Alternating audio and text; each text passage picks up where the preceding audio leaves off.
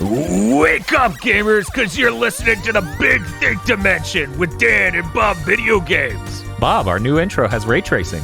Ooh, cool. KZ Excellent. I'm optimistic about things. And Mr. Feel. Turned himself into a pickle. Funniest shit I've ever seen. Here on GigaBoots. Bob and I played Anthem. Okay, go. How was that? I can't take two Bioware segments that are 40 minutes long. Let's get to it. No, it's fantastic. Here you go. I'm sending you a timestamp. You are now allowed. I published this video as soon as we started recording podcasts, so they could not find this part of the video until we recorded Big Think Dimension. So go to that video. Let me know when you started playing it. Okay, I'm going to start playing it now. Okay. So most of Anthem's very Superman 64. You're just flying around giant open environments, going through rings, trying to find an area. It's all seamless, except for this right here. Okay.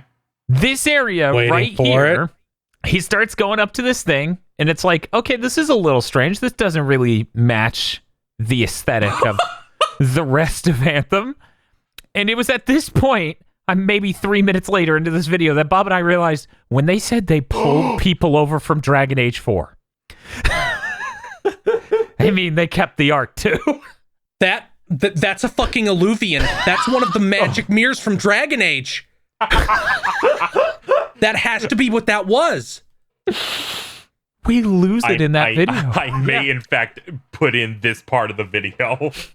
It was unreal. Like we start having a meltdown as we're just in a castle. This doesn't match any of the other environments we've seen so far. This is just from the Dragon Age game they were working on. Forced to move over to Anthem to help it ship in the last, 13 months of development, Bob? Something like that. It was ridiculous. That was the only 13 months of development, yeah. Hey. They might have 16 months of development total. Also, that video is full of a lot of cool Anthem facts, like Bob pointing out it was codenamed Dylan. Yeah, the Bob Dylan of video games. Yep. Fucking boomers. Yeah. So yeah, we gave Anthem a chance. I recommend people go watch that video because we just stumble into assets from Dragon Age 4. How do you feel having given it a chance? You want to go back? Nah, I'm good. Okay. There's something real weird about everything about that game. I'm still watching it on mute, and yes, it looks very weird. Yeah, they put a lot of things in there. None of them seem to be aware of each other is a really good way to put it, I suppose. I'm surprised the game felt as good to play as it does. It doesn't feel terrible, which is something it's making my neurons go off in a way where I'm like, okay, I see numbers. I see that you shooting the number come out. I like when the numbers are fake. We found out about that. Remember? Oh my, fuck you! I forgot. Yeah. Thanks, Feel. So you have a la Destiny 3 core powers: your melee, your grenade, and then your cool spiffy thing. But you also have an ultimate in this, which I think Destiny only had, 3? There are 2 specials and an ultimate. Is that right? I think that's right. Anyway, the thing here that's weird is that the cooldown on all of these is insanely short, and they don't seem as impactful. So, like, you'll use a grenade, and it'll look really cool, and it will kill the guy it landed on, because it's a lightning strike that goes straight down, but it will not kill a guy, I shit you not, 3 feet to the right. That is your ultimate's the lightning bolt? No, that lightning bolt's my grenade. My ultimate is some weird antipode thing where I have to use one element at a time and it eviscerates whatever I hit. But these things have insane cooldowns. Like, if you watch this video and see me use the grenade, it's ready again in 7 seconds or something. So, yeah, I was like, that better not be your ultimate where the lightning bolt shoots down, because I see you just popping it like candy. Yeah, it's really weird, though, because I feel like in Destiny, your things have a lot more impact, but a longer cooldown, and that feels good. Because you're like, yeah, I threw that grenade, and that really saved my ass. Or you did this melee, which gave you the overshield, which helped you get through this hard part. But none of Anthem really feels like that. It just feels like you're using these abilities nonstop that don't seem to feel good. Like in how they help you in battle. Wow, that makes a lot of sense considering that's exactly how fucking Dragon Age works. Oh, like that's a Dragon Age cooldown where it takes a very short amount of time to cool down, and you're constantly using them. That is not. It's not quite the level of Diablo 3 where it's like, oh yeah, there's no cooldown on these. These are your melee attacks instead of using your weapon. Yeah, which was insane. Yeah, I don't. There's a really weird part where we're trying to find out how to manage equipment. That interface is a mess and takes way too many clicks to get you in and out of menus. It's too bad they weren't allowed to mention Destiny. They could have just stolen it. Yeah, the weird thing is you can tell parts were inspired by Destiny, but they also just critically fucked it up in comparison. There's a lot of money in this game, though. There's a shocking amount of money. They have long, incredibly high-fidelity CG cutscenes that are the storytelling equivalent of mush. Yeah, it's a lore dump that's just insane. It tells you almost nothing. The game starts, it's like, hey, we're this group of people. The people lost faith in us because of an incident that happened 2 years ago. And it's like, okay, that's all right. And that's because we tried to fight what was the storm called? The Storm of Rage or something? The Heart of Rage. The Heart of Rage. I laughed because I'm like, this storm stuck around long enough for you to name it something this specific. That doesn't bode well. Later we find out, yeah, that storm was just hanging around for 8 years straight. Just a storm going around fucking people and shit.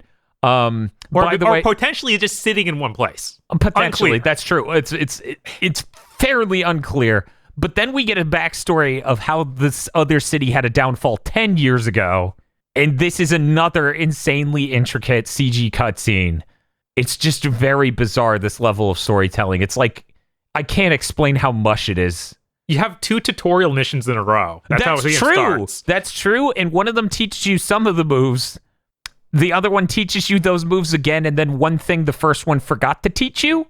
Yeah, it's a little weird. It's a little weird. This game has 2 intros. They are tonally very different because they take part 2 years apart in the story. Cool.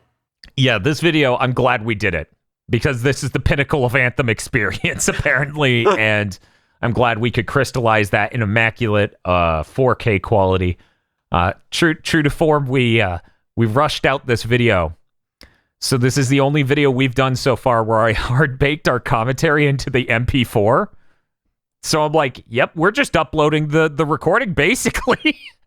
Happy to help. Yes, thank you, KZ, for the awesome help with the intro. It was a great collaboration across multiple studios here at GigaBoots Industry. Mm-hmm. Yeah, you get to see my expert use of Control-C, Control-V on track motion. I worked really hard on my segment. But yeah, that was an experience. That game is...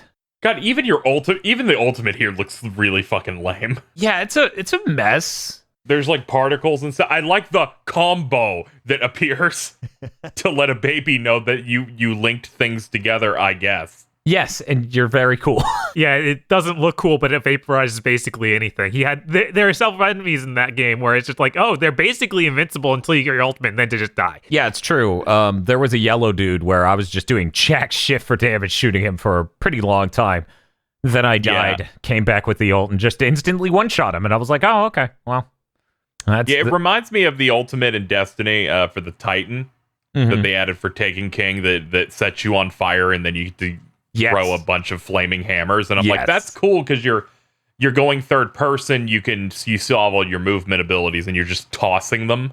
And it's really fun in PvP where you do it as someone turns a corner and you can tell that they want to die. Yes, that is correct. But this looks like a really lame version of that. I forgot the second part of the castle that looks even more, in my opinion, like what a Dragon Age environment should look like showed up. Oh my god, this is not the same game. Yeah, that's the part where it was like, yeah, you're in a fucking Iron Man suit in the 1600s. Yeah. It's really bizarre because I assure you nothing else in this video looks anything like this environment. And they don't even react to seeing it. Like, it's not, oh, man, we didn't expect to find ruins like this. No, there's no commentary. No, this is apparently normal. It's funny because you think they would. So many AAA games like waste money on like extra dialogue. Like Final Fantasy 15 has like 20 hours of incidental dialogue that was so much that they just finally added old stuff in through patches of like, this will play when they hop a fence. I'm feels awestruck. like, this has BioWare naming disease really bad. Where it's like everything is a really generic capitalized noun name. See, we figured it was a Destiny issue. No, it's in every single BioWare game. Oh, That's just pathetic. That's unfortunate. I did at one point called this the Anthem setting. Yes. What is the TAS? Yes, TAS. There were like 3 factions they introduced, and they all had the most generic name you could think of. Yeah, I can't retain that. They were literally placeholders. Right? Like, even more so than Destiny. Oh God, fuck off! The fucking advanced society before us were called the Shapers. Go fuck. Yeah, I know. Why can't they be cool? Like, I don't know. Be like Square Enix. Make up a bad name, please.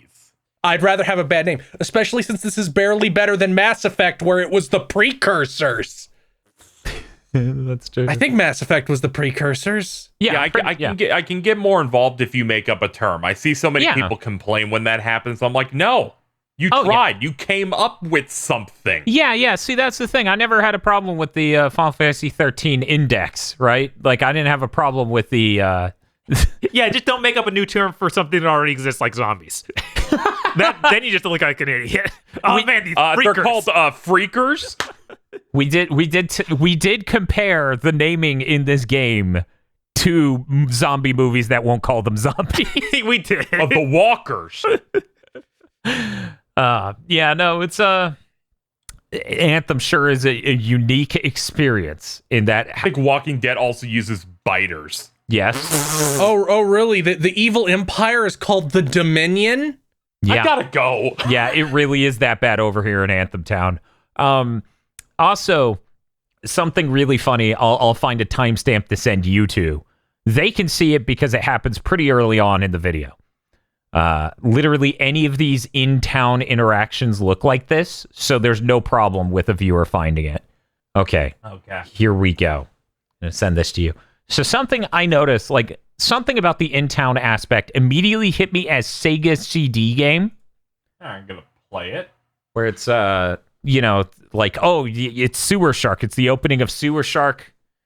You're getting talked to by someone. Dude looks cracked out. Oh, he does. And he also looks like he's from a certain 7th gen Star Wars game. Are you showing them the guy that looked like Starkiller? Yes. Okay. Yeah, the dude. Yeah. No, this is Hawkeye from Avengers. It's no fucking surprise they tried to save this game. These cutscenes must have cost a lot of money. So here's what gets me about them. Whenever he looks at the main character, he's staring at your forehead instead of your eye line. Oh, yeah, I can tell even from this cutscene. It's so weird. He does it the whole time. So do you get to customize your player character? Not height-wise. No, you don't get to customize that aspect. You only get to choose like a few things at the beginning. That's like the very beginning of the video, I believe. We customize. This makes sense because the reveal had a cutscene that looked just like this that was fake. So they at least tried to make it look like it. Yeah. Maybe originally the camera was higher up. Well, so, like, no, so here's the thing. I explained this in the video. I explained this in the video. Let me explain it now. So they did the facial tracking and the eye lines and everything, and they kept it exactly as they recorded it on the mocap scene. The problem is when you're first person in a video game, everyone thinks it looks weird if your camera is positioned exactly where your eye line is. So to make the game look normal, like they do in first-person shooters and all these other things, they put the camera about where your shoulder or neck is. So they mocapped it perfectly, but the gameplay sticks the camera about where your throat is. So every cutscene, everyone's staring at your forehead. No. They spent so much money on this. And it has a Sewer Shark energy. I don't know what to tell you. I immediately said dog me in the fucking first 10 minutes. I think your character's I made the mistake of looking at the subs. That's the true. wring's also really bad. They're talking about free sandwiches. That's true. But yeah, that's true. You are a freelancer. Yeah. Yeah, you know what? Hey, KZ, what do you think the faction of like evil criminals who are exiled from society is called?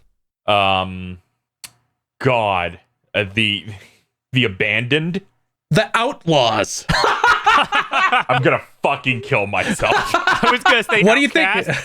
What do you think the protectors of the people inside the big city in the game are called? The Vanguard? The Sentinels. Dude, this is so fucking bad. So yeah, it was an interesting episode of giving games a chance.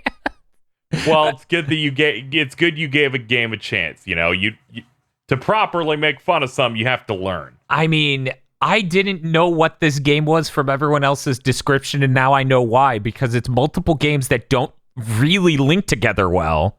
Because, like, this inner city thing is completely first person for anyone who's seen zero footage of this game. Completely first person. It's so bizarre. You have to walk up to your mech suit that is in the center of town. The town that's rejected freelancers and hates them now. Your suit is like a statue in town square, basically. Yes, there's a monument to you. And you have to get in it to leave town to do your third-person shooter parts that are nothing stylistically like that. I parked my car in the living room. You don't get to meet up with other people in this town. It's only for NPC interactions. And so it's like this extra weird level of go to this to matchmake. And there's this extra level. Yeah. Sorry, Bob. I was thinking about what I was going to say next while you were talking. You're totally right. Yeah. When you're in town, you're having your in-town experience. If you want to play with your friends, they do not belong in your in-town experience. You have to touch your statue suit to boot the lobby, basically, to matchmake, to go shooty fun with your friends. And if you're trying to play a mission alone, be like, oh, we're matchmaking you. Yeah, if you just try to select a mission and immediately goes, we're matchmaking you, and I'm like, excuse you? I didn't ask for that. No, stop it. And then, in fact, it had a pop-up where it's like, this game's designed to be enjoyed with your friends, and I'm like, yeah, that distract me. The next Bioware game's like, this is designed to be sipped. It was designed to be shipped. It's designed to be shipped. Yeah, you shipped it. Good job. Yeah, that's what EA told us. It's designed something to be shipped. But here's the thing that hit me, Bob. Yeah, what's up? I don't say this anywhere in that video, but it finally hit me. You know how the reason Destiny 1 is written the way it is, especially prior to the Taken King, is because they scrapped everything they wrote and just started writing lore. And scant lines to be put throughout the game right before they shipped. Anthem is if that was your script and you filmed countless cutscenes full of people talking about the exact lore bits you wrote. There's no plot. It's just a bunch of people just trying to make that into a dialogue. Yeah, we were talking during that video about how trying to emulate Destiny, they got the same brain disease that ruined it. We talked about, what was it? When you have so much empathy for a person, you feel ill or pain like they do. They got that for Destiny. They emulated Destiny so much that they got the same terminal disease when it came to writing. It's nuts. The whole thing is a real trip, and I recommend anyone check it out. This is really unfortunate because Destiny got to survive because it had good gameplay in it. Yeah, and that's the thing. This feels better than I thought it should, and on the PS5 it runs real smooth. The game looks great visually. There's a lot of great looking stuff. That Dragon Age 4 castle's not one of those things that looks good. It's gonna be extremely weird when Dragon Age 4 and Mass Effect 4 both come out and look way worse than this. Oh, that's not fair. Where's the god in that? Like, come on. Why are you always evil?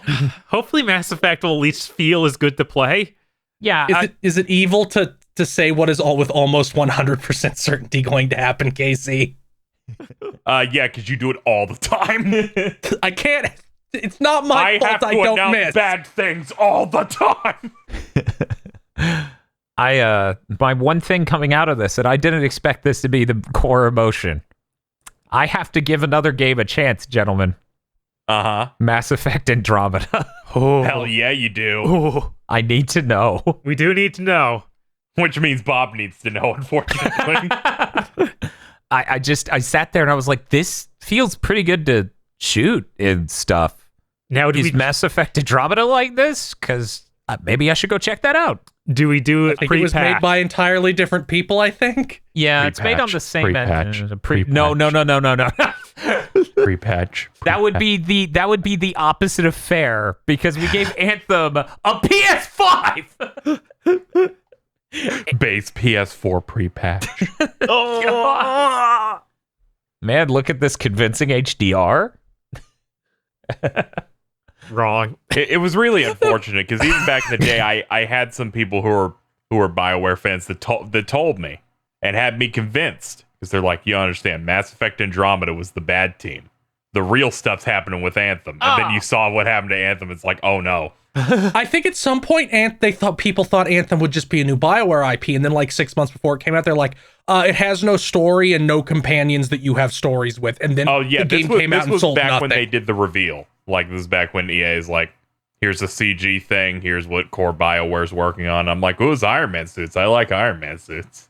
Yeah, it was flying around in this game is the coolest shit in the world. So that executive who greenlit the game exclusively based on that probably has good taste, but So we the took development the page, flying out. We didn't think it was a good idea. What do you mean?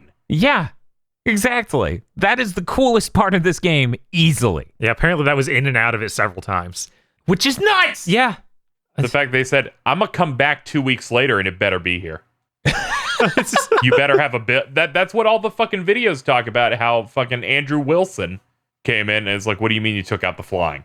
You're going to need to show me a good build or this shit's shelved. And you got like 2 weeks or some shit. So they just threw up something where you can fly. Yeah, I don't know. So I want to call attention to the Mass Effect Andromeda Wikipedia page in development, where it sounds like an employee of BioWare or EA, not Bioware, like an EA marketing guy edited it. Where it's like, first sentence, Mass Effect Andromeda was developed by BioWare, the same company that developed the original Mass Effect trilogy. Second sentence, in contrast to the original trilogy, which was spearheaded by this studio, Mass Effect Andromeda was handled by an entirely new studio. Yeah. We have always been at war with East Asia, consumer. Please do not pay any attention. Jeez. Oh, okay.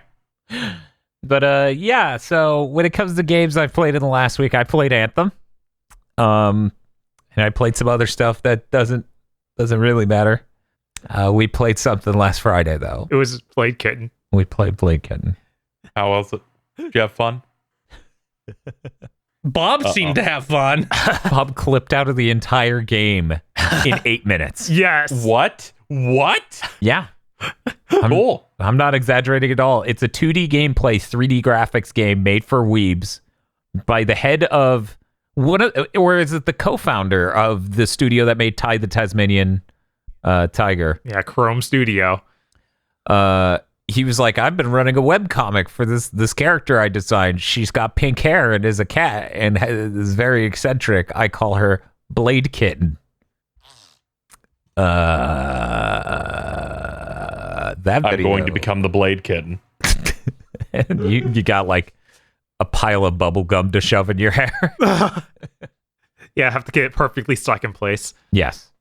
I think it's about time for Blade Kitten to come back. It's been 11 years. Not true, because episode 2 came out 6 years ago. Jesus Christ. Yeah, there was a big gap there. So 2015. So we had to look it up. Here's probably one of the funniest parts of the stream. We beat the game and we go, okay, that was episode 1, right? Where's episode 2? Because the ending was so sudden and weird. We find out that was episode 2, and I go, oh my God, I cannot imagine how pissed I was when I beat what was originally this whole game. Because they didn't call it Blade Kitten episode 1. They called it Blade Kitten. You play it, and then it goes, find out more in episode 2 at the most unclimactic thing possible. And we just watch a video and go, oh my God, it just ended at that random point in the middle. Yeah, then we find that point and boot it up and play it on the PS3. So you get to see the original PS3 frame rate and resolution and pop it and everything. That's good. Hell yeah. That's what people want. As much as I argue with Phil over that, I debunked him with numbers. Hell yeah. I totally agree. They should give Blade Kitten another chance. I can't. They own the IP now. They could make one whenever they fucking want. That's part of what made episode 2 take so long. I guess they had to wrench it away from Atari. Yes, because Atari published the original. Yeah.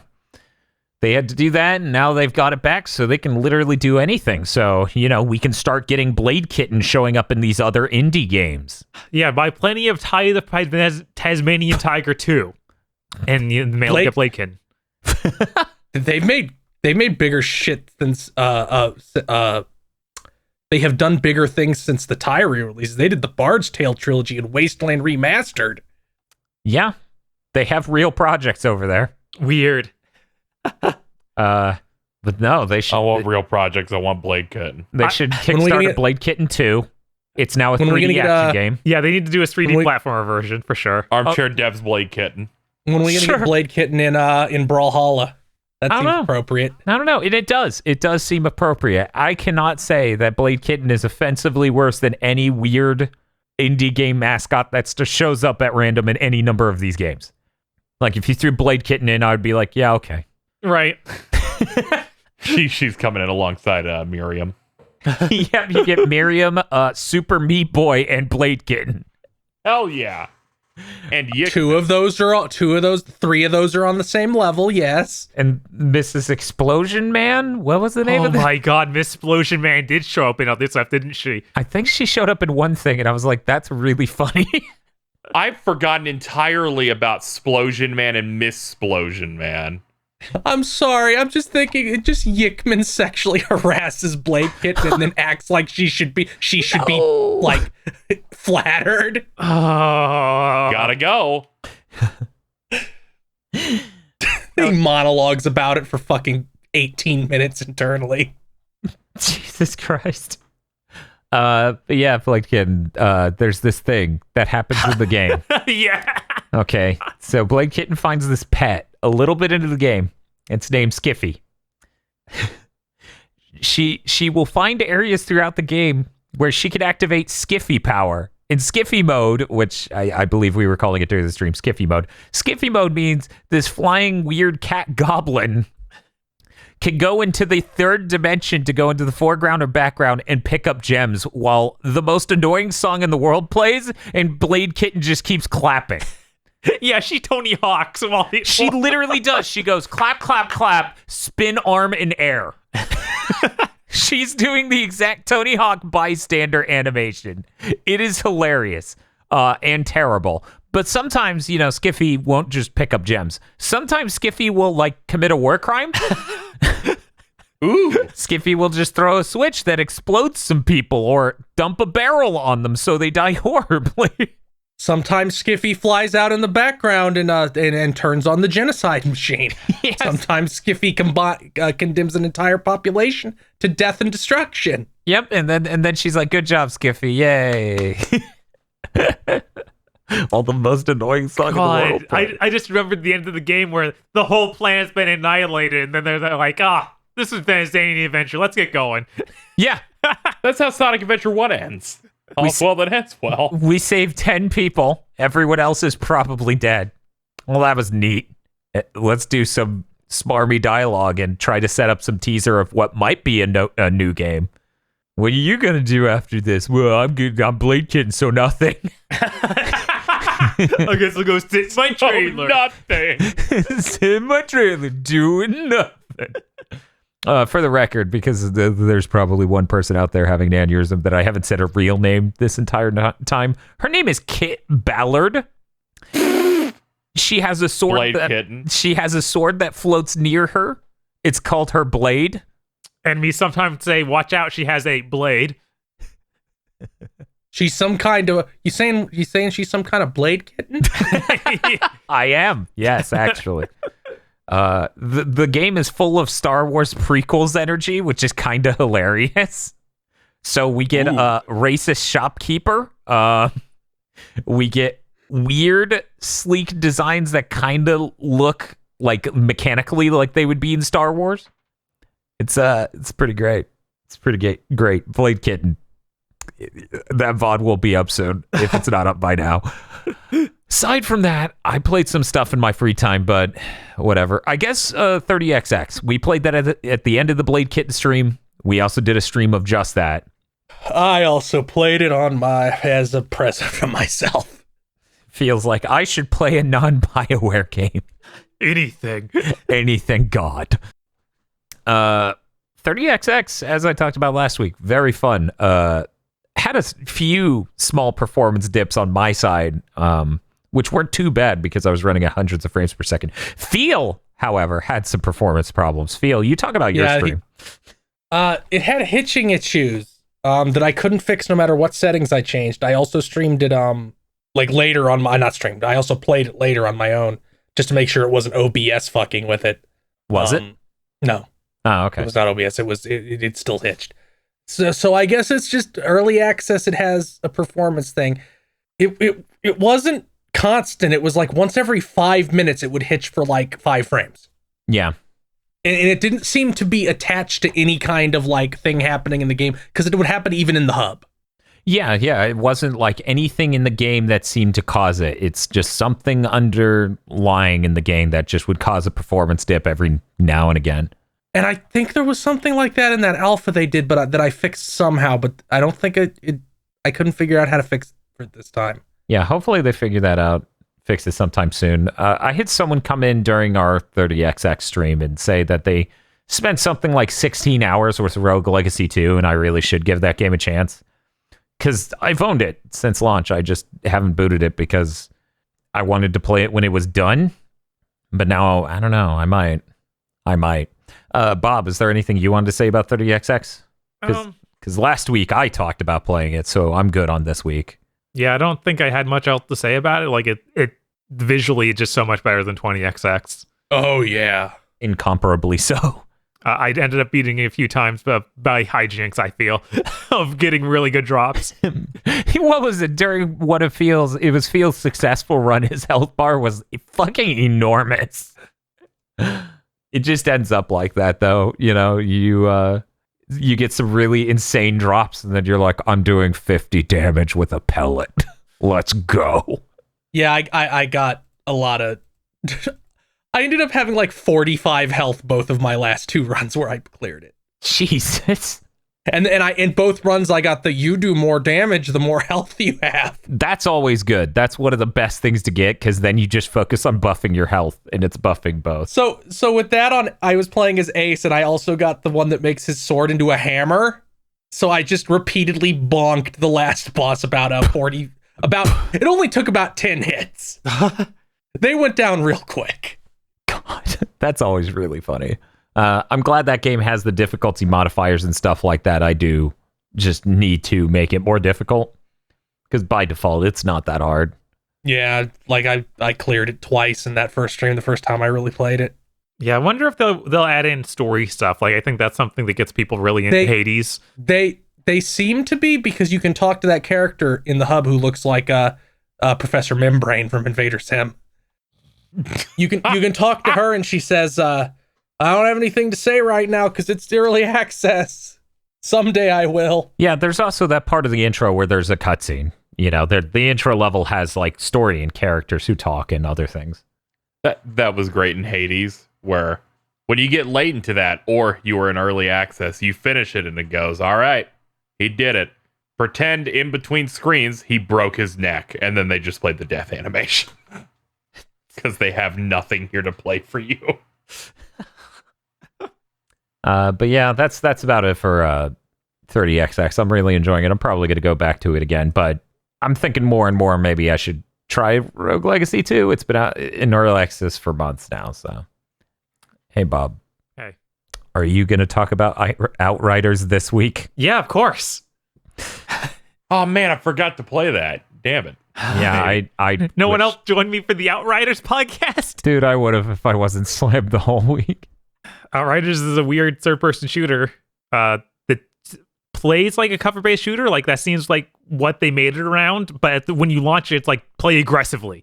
And you do have to play it aggressively. Like, if you try and pretend it's a cover-based shooter, which feels kind of bad, like nothing feels quite right for that, you'll probably die. Because the thing is, you kill guys and you get like armor immediately. So you're supposed to be like in their face, running them down and stuff like that. So it's really strange disconnect between the kind of game they made and the mechanics it has. Also, this is a looter shooter. It wants to be a Destiny. has incredibly bad voice acting. Like I saw one of my friends on Twitter saying that the voice acting was really bad and surprised by it. And I was like, well, I know he's really like uppity about voice acting on certain things, so maybe it's fine. No, most of the time this voice acting's out of sync completely. Like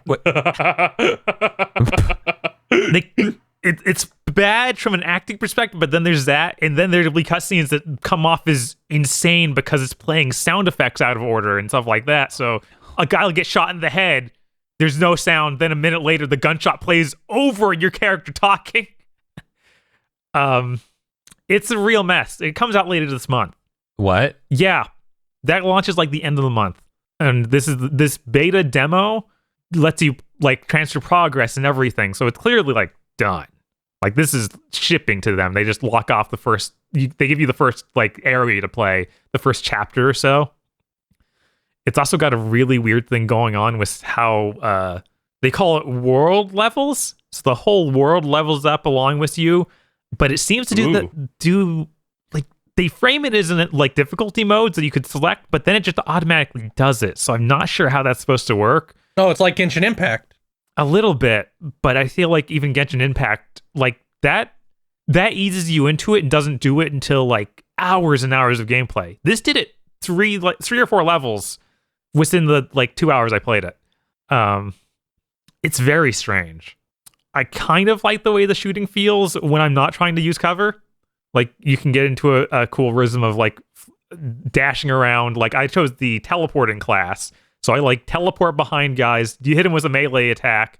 That makes me see their skeleton, which is very cool. But then they're alive still. It's what? Yeah, the effect is I use my energy sword, hit them. They like flash their skeleton and then back to normal, and then they take some damage, but they're not necessarily dead. And then I can also like pop a bubble of slowing down time where bullets in every single move in slow motion, so I can use it as like a shield or just put people in it so I can kill them. And there's lots of neat things around that, but none of it really feels good. Like you can feel like it's just barely missing the mark and doesn't feel quite right. Yeah, it's a really strange game. Also, you hit a character there at the beginning that's only marginally better than Anthem's character creator. Only marginally. Okay. What does that mean? What do you customize? You still just get like a generic set of faces like an Anthem. Okay. And then you get to adjust like the tattoos on it in the earrings they wear. What? It's like, why is this even here? What level of edgelord are you? I would like to be a different person. No, you're this guy. What level of edgelord are you? I guess I have piercings in my eyeballs, game. Oh God. I wish. The zaniest you get was that is I guess I pierced some metal plates to my forehead. Sure. What? I don't. This game is very strange. I suggest people check it out while it's free, because this will be $60 when it launches, and I cannot recommend paying that at all. Like, this game does not feel done. Yeah, also, with the game sounding like it is, which is a shame. For anyone who somehow missed it, I was really excited for this. Yeah, this is People Can Fly, right? Yeah, this is People Can Fly. Yeah. They did, like, Painkiller back in the day. Bulletstorm. Yeah. They made... It was unfortunate, because they, I remember they revealed it and showed some stuff about it, 2019's E3. Yeah. So I was thinking by now that it's like there's a bunch of stuff in it. Yeah. Yeah. God, this game is supposed to come out April 1st. Yeah. Like I said, just not even a month from now. Yeah, this is a shame. I was really hopeful for this. It does some... This is like... Yeah. This is Destiny-esque, right? Yes. Yes. So I didn't try Why multiplayer. Can't any of these like feel like they're bursting with content when they're about to come out? I don't know. Ever. I don't know. Ever. Not one. Lowering the visual fidelity to get more shit in the game would be impossible. Ignore Warframe. Warframe is not eternal. I am eternal. Even Warframe took a while to be what Warframe is. But even then, it shit. Never mind. It's still killing me. It's like when Destiny came out didn't have much. They had a beta where half the game was the beta. And then from there on, we've had like 10 games or something, and it's always the same thing every time. Yeah, I don't know. This might have enough content. It's just that it's very poor quality as far as production values go. Like I said, things being out of sync. I don't know how much content will launch with this game. What they gave me didn't really have me redo the same areas a lot, but it did use a lot of like, okay, go to this room, fight a group of enemies, go to the next room, fight a group of enemies. And it seemed like it was very like say a mission is 2 rooms. You gotta hack a door. Yeah, you hack the door. You usually don't even have that justification. It's just like I spawned enemies in. We fucking went past the Anthem thing without talking about how you run up to things and hold square, and I go, now I need to compare this to fucking Avengers. Oh my god. That's another crazy thing about Anthem. Yeah. You know how in Destiny you have the ghost? Oh The my ghost god! Is your MacGuffin for how something in your head, something talking to you can hack something right next to you and do something physically to it. This, you have a dude who is just human at base who does the same thing a ghost does and it makes 0 sense. He's not with you. He's not with you at all. He's at the base. He says How does he do it? He says he's hacking a thing, but he's not there. And nothing is there hacking it for him. Now fight waves for some reason, even though in Destiny it's to protect the thing. Yes. And here it's not, but you still have to fight them. Oh, okay. Whatever. It's content. It was just like, at some point, Bob and I are just going, he's not here. What the fuck is he talking about? Yeah. No, I was like, well, maybe this isn't the guys from town. Maybe this is just the robot that is with you. No, that's definitely the guys from town. I don't know then, man. But Outriders, now that I think about it, it did actually reuse the same area. Like, the intro... I was scared you were going to say reuse the Dragon Age area. No. I don't know how, but I thought it was coming.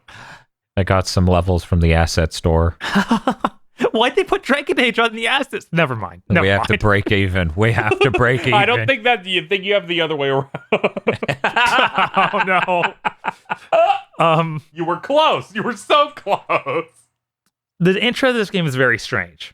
It starts out with Earth has been destroyed. You're this last surviving ship that's going to colonize this new planet. You go down to colonize the planet. You quickly realize that there's something wrong here. You need to not let this colony ships drop, but you have a ton of, or you like have a superior who's like, no, do it anyway, because I'm evil. Ladies and gentlemen, if you're writing a bad guy for your video game, might I suggest you have it voiced by the highly talented Bob Video Games? I agree. His reasoning for making you jump to a launch is just insane. It's like, I know that you guys just found a highly infectious disease and there's a storm that's killing you right now. But I think we just need to quarantine the disease and you should still launch the colony dropship down here with thousands of people who will just die. Because I'm corporate man and I think that we need to hit this deadline, even though the only deadline is, well, the ship is just in orbit right now, so we'll have to do another pass. And I can't deal with another pass of orbit. That's another day.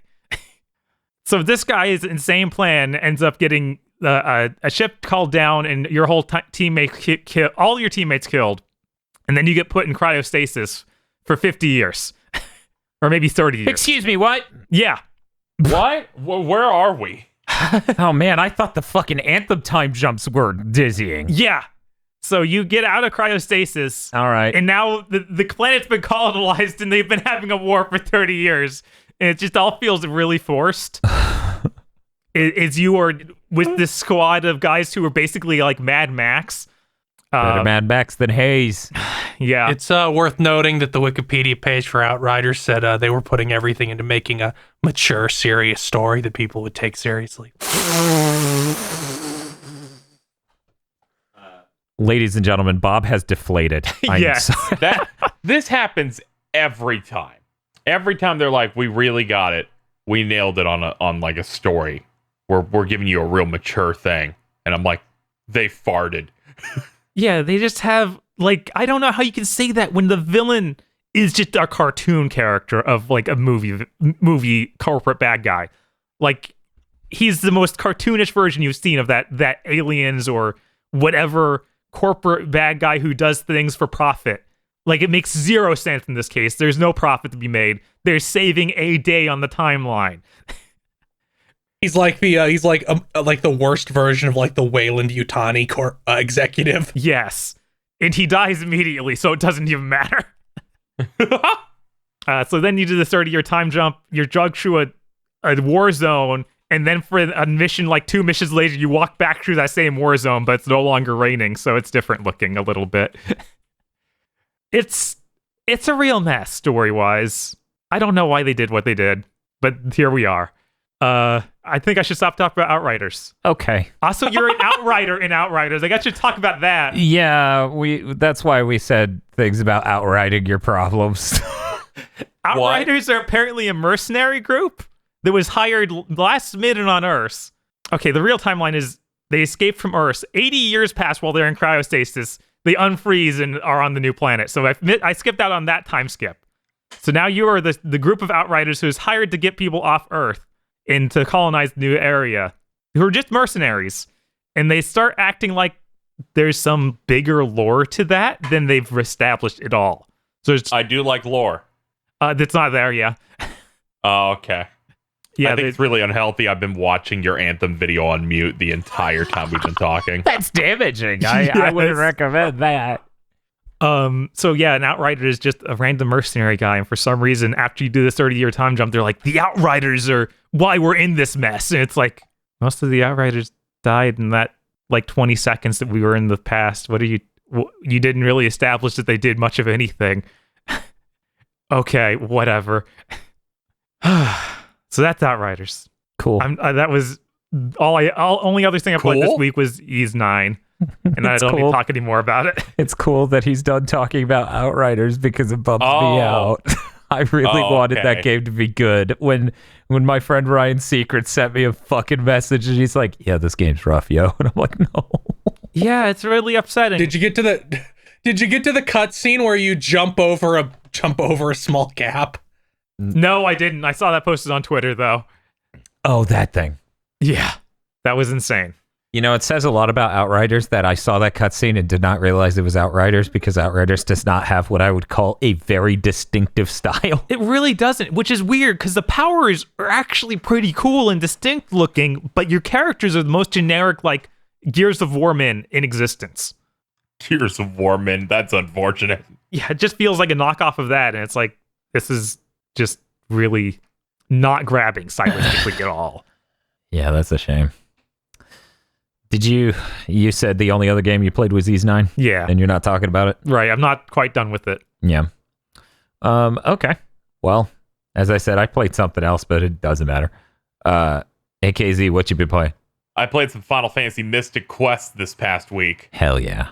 I knew zero about this game aside from it being the gateway for the Americans to learn what an RPG is. Mm-hmm. And it's my understanding that this was a Japanese-made game. Yes. And it was just, okay. So it's like, here's what we can do to appeal to Americans. And that's very funny because you can kind of see what their attempts were. The map is a Super Mario World map where you walk around it and the little pads take you to the locations. You have like little Zelda power-ups or gadgets that you can do. Like you have like some sort of hook shot you get later. You can climb rocks and chop down trees occasionally. Use your sword to like hit buttons. So I get that's some stuff to make things engaging. Enemies are like on the field, which back then was kind of crazy, instead of it just being a random battle. Yeah. And all the battles are unengaging nightmares where you just mash the button until they're gone. Yeah, it sounds about right. Yeah, because nothing's going to be a problem. The overall map also has something called battlefields, where there's a pad where there are 10 encounters on it. So you hit it and you beat it, and then you hit it again, and then you beat it again, and then you do that 10 times. Sometimes there will be a reward of experience. 5% of the time, there's a new spell there. They do not mark which one of these are actually worth it. That was a little crazy. Am I insane, or do they represent your HP as like a Mega Man-esque life bar? No, it's a Metroid-esque. Yeah, I was going to say it's like Metroid-esque and Kingdom Hearts 2 Onward-esque, where it's a bar and then little pips below it. Yep. That will eventually become a second row. I decided to do that because I'm like, this is the intended presentation. We're going to go with this. Yeah, absolutely. You need the bars beyond BRs await you. Just like, now, wait a second. Okay, this top row's 25, and then it becomes a big square. So each of those is 25. Let me do this math. And it's like they hit me for 300 points, so that's 6.5 bars or something. Yeah, it's hilarious. Something like that. Yeah, I do like kind of like mapping with my eyes. Like, yeah, I can take one of these hits. But the story's very simple. It starts immediately. You hit start, and they're like, yeah, this place is falling apart. It's going to explode. The 4 crystals. You need to get the 4 crystals and go into the tower. Save everything. And your dude's like, okay, I'll go do that, I guess. And then he kind of like shrugs. And there's just like this shrugging sprite that your main character, whose canonical name is Benjamin, does. Oh, yeah. They give everyone really American names and American words. Benjamin, Tristram, Phoebe. And here's the best one, Bob. Yeah. Ruben. Ruben's really strong. He has a fucking like Morning Star like mace setup. He does so much damage. It's fucking good. I'm like, man, Rubens are awesome. Yeah. So you go through the game and they're like, you've got to go to Level Forest or the Bone Dungeon. And then you're running through these areas that are very, very standard. Since the enemies are on the map, they don't move. So they're just stationary in spots to ensure that you will fight certain things, but you don't have to engage with all of them. The most psychotic thing they did, they gave you a jump.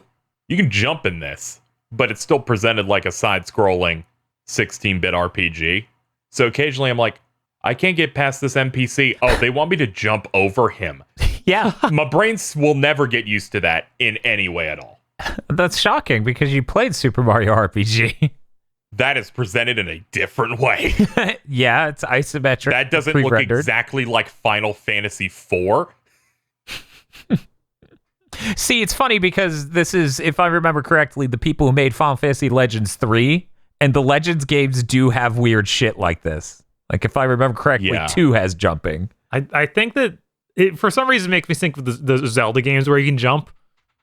Like the series like Link's Awakening. Yeah, like Link's Awakening. Oh yeah, forgot about that.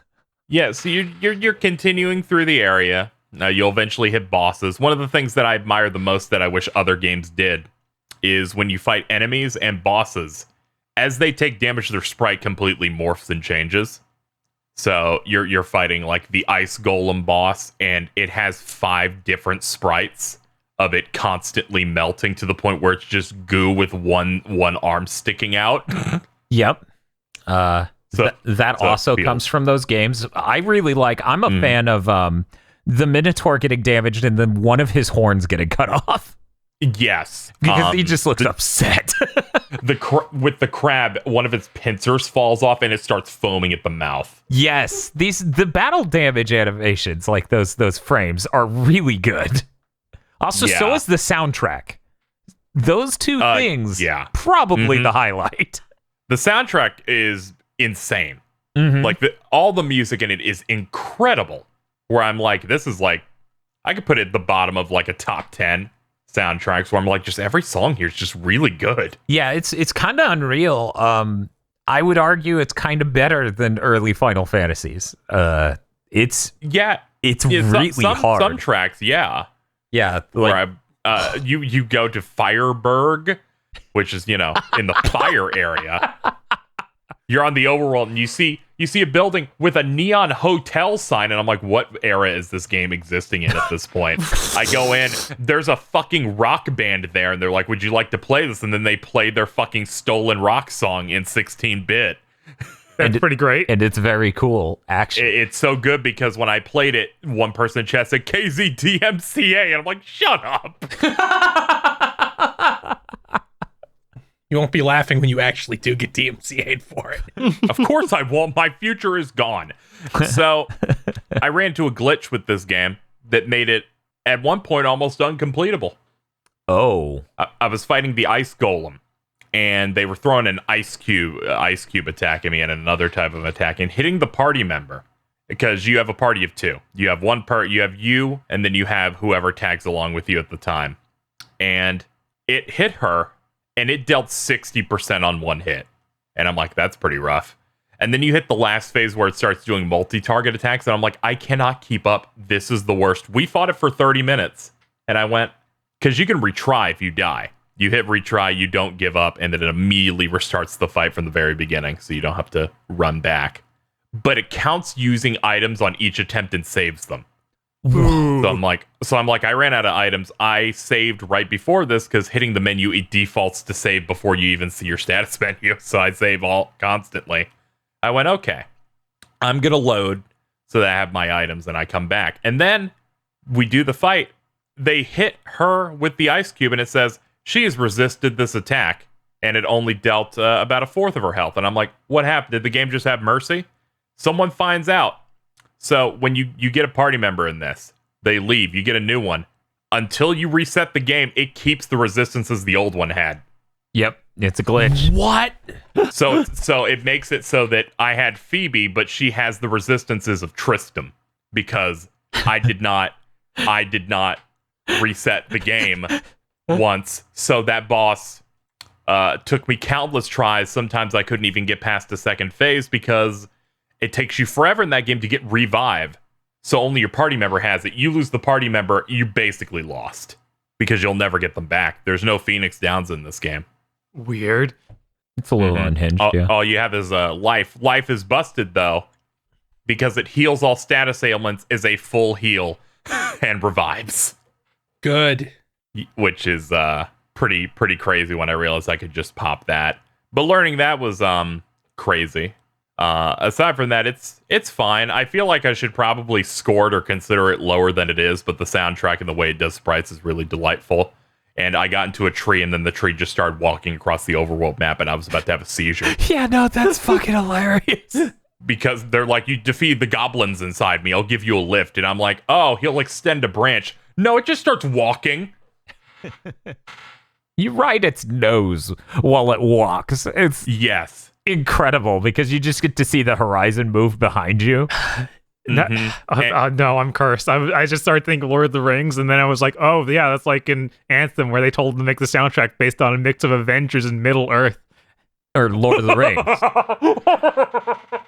Like they wanted the soundtrack to mimic the movie Lord of the Rings, not the game Middle Earth. They just said Middle Earth. So what do you mean they just said Middle Earth? That's a setting, not a... Yeah, they meant the movies. I know. Fucking. You're giving me a seizure because it's like we want it to be like the Avengers, and I'm like, Infinity War wasn't out at the time, so they had to base it on Age of Ultron back in the day, where the dude was there. Is like, no, don't have soundtracks. Yeah. Don't bring back the old guy that made a good soundtrack for your movie. Christ. Oh, yeah. But yeah, no, Mystic Quest has been delightful, but a little brain dead. I do find that there are a lot of scenarios where I'm like, this is really easy, but sometimes the game wakes up and just ruins your fucking life. Like the boss of the first area, I think it was, where it's just like, hi, what's up? Yeah, like, there's some you chopped down a tree, and then inside the tree was a minotaur that fucking poisoned your party member. Yep. And then it's like, fight it. And I'm like, okay. But sometimes you'll run into enemies like, you go to a battlefield thing. You hit A to initiate a fight. You're fighting a Medusa head. This Medusa head will go first. It surprised you. I don't know how. You're the one that initiated this fight. It attacked your party member. Your party member has now been stoned. All right, well, I'll just take it out with my other character. Or they have two of them. They both stone both of you at the start. Game over. I actually lost within 6 seconds of a battle happening once. Yep. People were like, been waiting for this one to start. Been waiting for this one to happen. Yeah. All stream. Yeah. No, I was surprised when it didn't happen earlier because that happened to me as a kid too. Also, I think I've never felt like I've gotten hit by critical hits as often as in Final Fantasy Mystic Quest, where they're just like, all right, that critted, it kills you. at full. Yeah, you're just dead. You are dead at full. There is no fucking chance. It went 300 above your health. What is this, Fire Emblem? Yeah, I know. It's nuts. But yeah, that's all I need to say about it. I haven't finished it yet, but I'm going to try and finish it at some point. Here, my Mr. fucked up, which makes me sad. What happened? Where the save just didn't work on my second time. Like, right after the second stream, I'm like, no, damn you. So I had to go back and fucking try and grab a save online. And the best thing I could do, they're like, here's one where you can start the game, but your level's max. So I had to use that and just run my way through the game. So the next stream's like, here we are. We're exactly where we were, but my level's really high now. Jesus Christ. Do I look any different to you? I'm now the max level of the game, 41. Okay. Yes, the max level is 41. Which is fine. That's only like 9 above what I was anyway. So that and every clip I've seen is just like the game gets you to max at the end of the game anyway. Yeah. No, that's true. If you're playing properly. So I'm like, okay, that's fine. I'm going to finish that. I did finish something since I was LPing it. I finished Trails from Zero yesterday. So I can talk a little bit about that. Cool. This is another entry in the Trails series, which is a long interconnected series of JRPGs. In terms of its timeline, this is like the 4th game. It's in the second arc, which takes place in just a singular city named Crossbell, as opposed to the other games that are, this is an entire country you'll be going through, which consists of highways, caves, and towns. Do they have cool names for any characters? Randy Orlando. Okay. Wazzy Hemisphere. No. That was mistranslated, that one I'm sure. Real bad. Wazzy is raw. I'm sorry if you're wrong. He's the leader of a rival gang called Trinity. At one point, I run into him at a rich area, and I'm like, "What are you doing here?" He's like, "Sometimes it's a part-time job. I'm a host. Just women just want to hang out." He is like by far the most like slutty looking male character. Yeah. Oh yeah, it's. I'm like, yeah, you were the smallest shirt you could find. He's had like 3 designs, and all of them either expose his midriff or armpits, or both. This is midriff. What is he, Dogi? No, the rival gang has a Dogi named Wald. I think it's like Waldstein, who's just a giant big guy. It's Walled Wales, I think, so it's even more the same word. Yeah, I knew it was WW. So I was like, whatever. You go through this game, you're part of the shitty part of the police force where I spoke about it before. Since the Bracer Guild exists, the main character group where they just go and solve problems for the townspeople, no one likes cops because fuck cops. So they're like, all right, let's make a division that does what they do. That'll make people like cops, I guess. So you go through that trying to build up your reputation. Compared to the other games, I feel like this benefits from not taking place across an entire country. It gets to be smaller scale on what the story's trying to do, to the point where there are some things left hanging after you finish it, but is mostly self-contained in a way the other ones I don't feel are, which helps quite a bit. Yeah, that's always good. For the majority of the game is just you butting heads with the local mafia, where they're causing problems. They're fucking with people doing this. It's like, oh man, they got fucked up dogs in this chapter. You should engage with that, I guess. They got some powerful attack dogs, and then some other ones where they have different plans going on. Now, they have different dogs. Yeah, I know. Yes. I was waiting for the point in the late game that happens in every Trails game where you hit the last 25% and the game becomes insane, and all of the major plot stuff's going to start happening, and then characters from other people show up who go, oh yeah, you're Paul Shitass, the commandant. That part. I always wait for that to happen in these games. And when the main plot started happening here, it might be the most like unexpected I've seen in a while, where you're just having a normal conversation and they said, you want to talk about this thing? And then they start outlining what the final antagonist is going to be, and the music starts getting really fucked up and evil in an uncomfortable manner. Like, the style of music is very, very eerie. And then they kind of start with the main focus of the last chunk of the game is, and they're like, here's how it figured into literally everything you did the entire game. And I'm like, oh, this is really good. And toward the end, I just found it really, really satisfying. Just going through in terms of like a final boss stretch, it's my favorite so far. Overall, I think it's the best of what I played.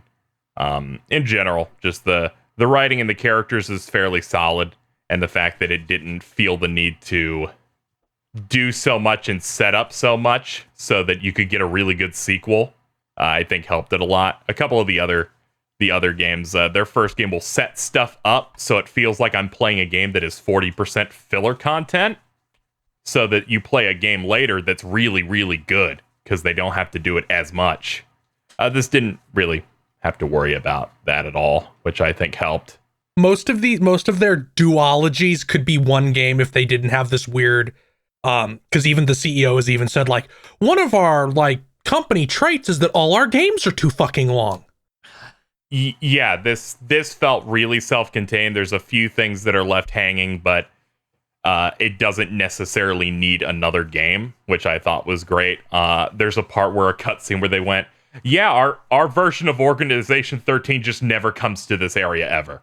And my brain went, yeah, they never fucking did anything. The entire time I'm waiting for the stupid stuff to happen with that. Instead, it came up with some unique stuff on its own. And the links to the other games had some really, really surprisingly good payoffs I was not overall expecting. And just in general, really, really solid. These games were made by insane sociopaths who should go to jail. In this game, the format of every Trails game is exactly the same. You start a chapter, you have to go into your notebook, and you have to complete a set of side quests if you want that'll get you points. These points, as you go through the game, you'll get more and more of them. You'll get rank ups that will give you rare pieces of equipment that'll help you as you play the game. Ideally, you'd want to get the best rank because they give you broken shit at the end if you do that. The quests are for a variety of things. Most of the quests are absolutely bottom of the barrel terrible stuff. They have some other stuff like, in this story fight, survive. And if you do, you get extra points. Or beat this extra fight. Or do this correct dialogue choice. Since you're cops in this, there's a lot of... if you do the detective work properly, if you check in this room and talk to this person, you get extra information, so that counts as a bonus. They have a lot of that stuff. And you go through it, and I was going to try and get max rank in this. I did every quest in the game, 71. That includes hidden quests that are just, you have to go to an NPC randomly, or read a guide like I did. I did all of that. I did the best I could possibly do. I did not get a bonus on one last quest, and I didn't get max rank. Mm-hmm. Because out of the... it's fucking insane. Out of the possible... There's 380 points you can get in the entire game of this 50-hour RPG. I got 374. Max rank is 376. They give you a 4-point grace period of wiggle room in that.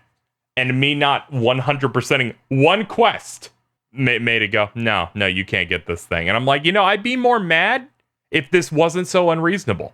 Yeah, that's the second worst any game has ever been. Yeah, I've 100%ed the quests in the last 2 games I played, and it hasn't been this crazy. I looked into it. All the remakes made the requirements the same, but added 40 points worth of quests on top. It also has one of the most unsatisfying things when it comes to engaging with things in the overworld. I just wanted to mention it because it's been driving me up a wall recording it. Enemies are in the field.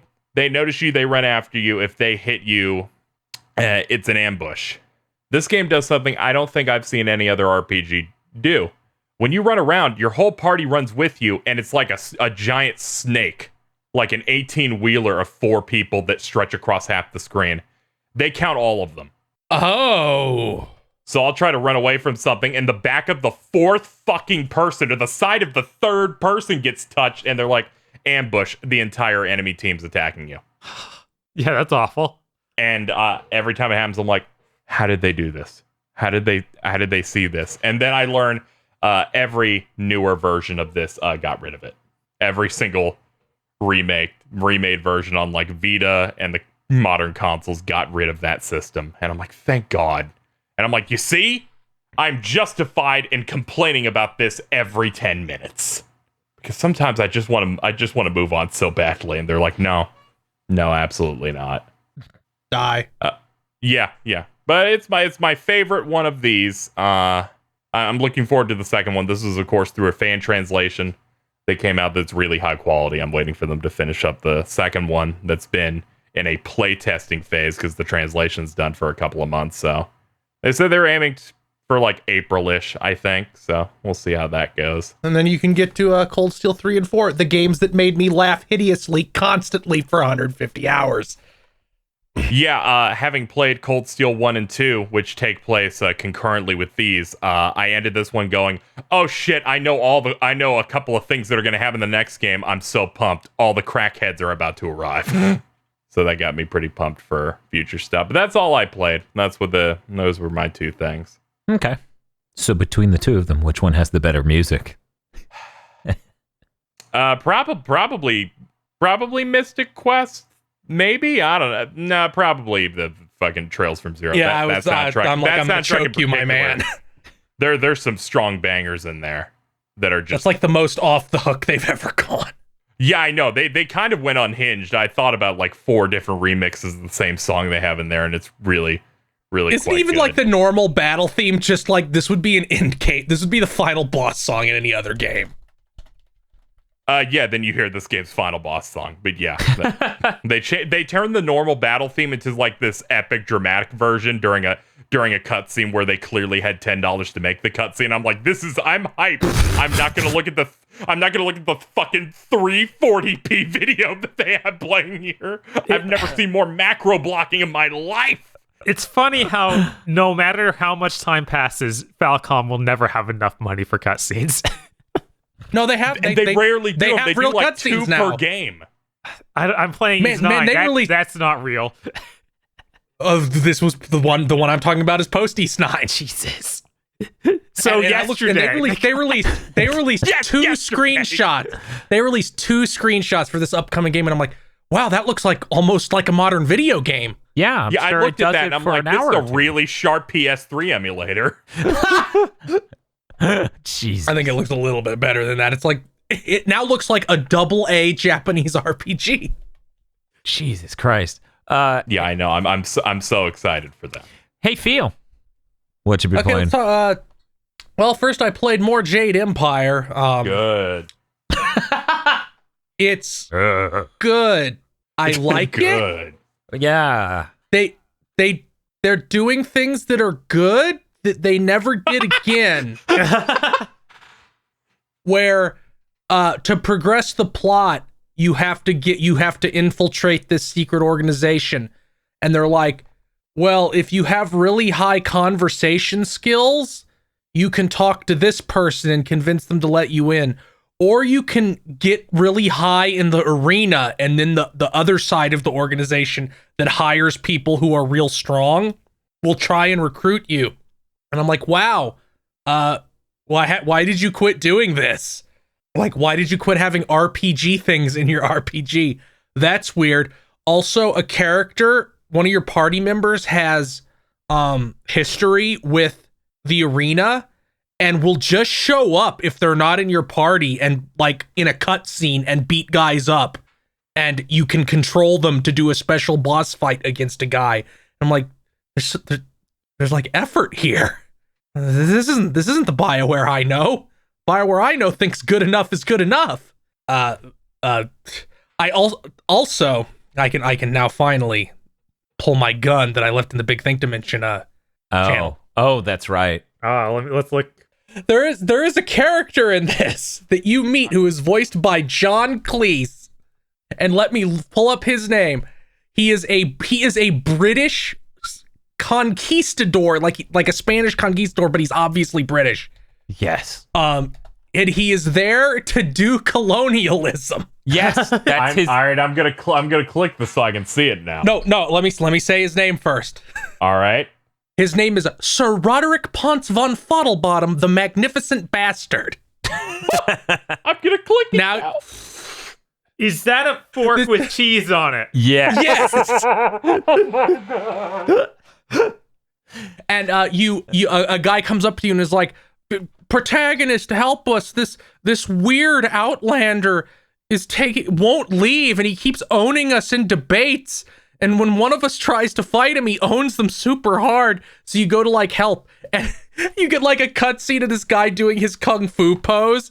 And then this guy just pulls out a blunderbuss and shoots him point blank in the face and jibs him like Doom. The guy explodes into jibs. Whoa! I thought this was gonna be a little bit more tame. Nope.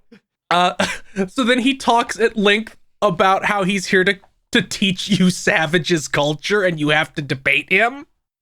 And I won the debate because I had a fucking guide to win the debate. And he's like, okay, we'll fight.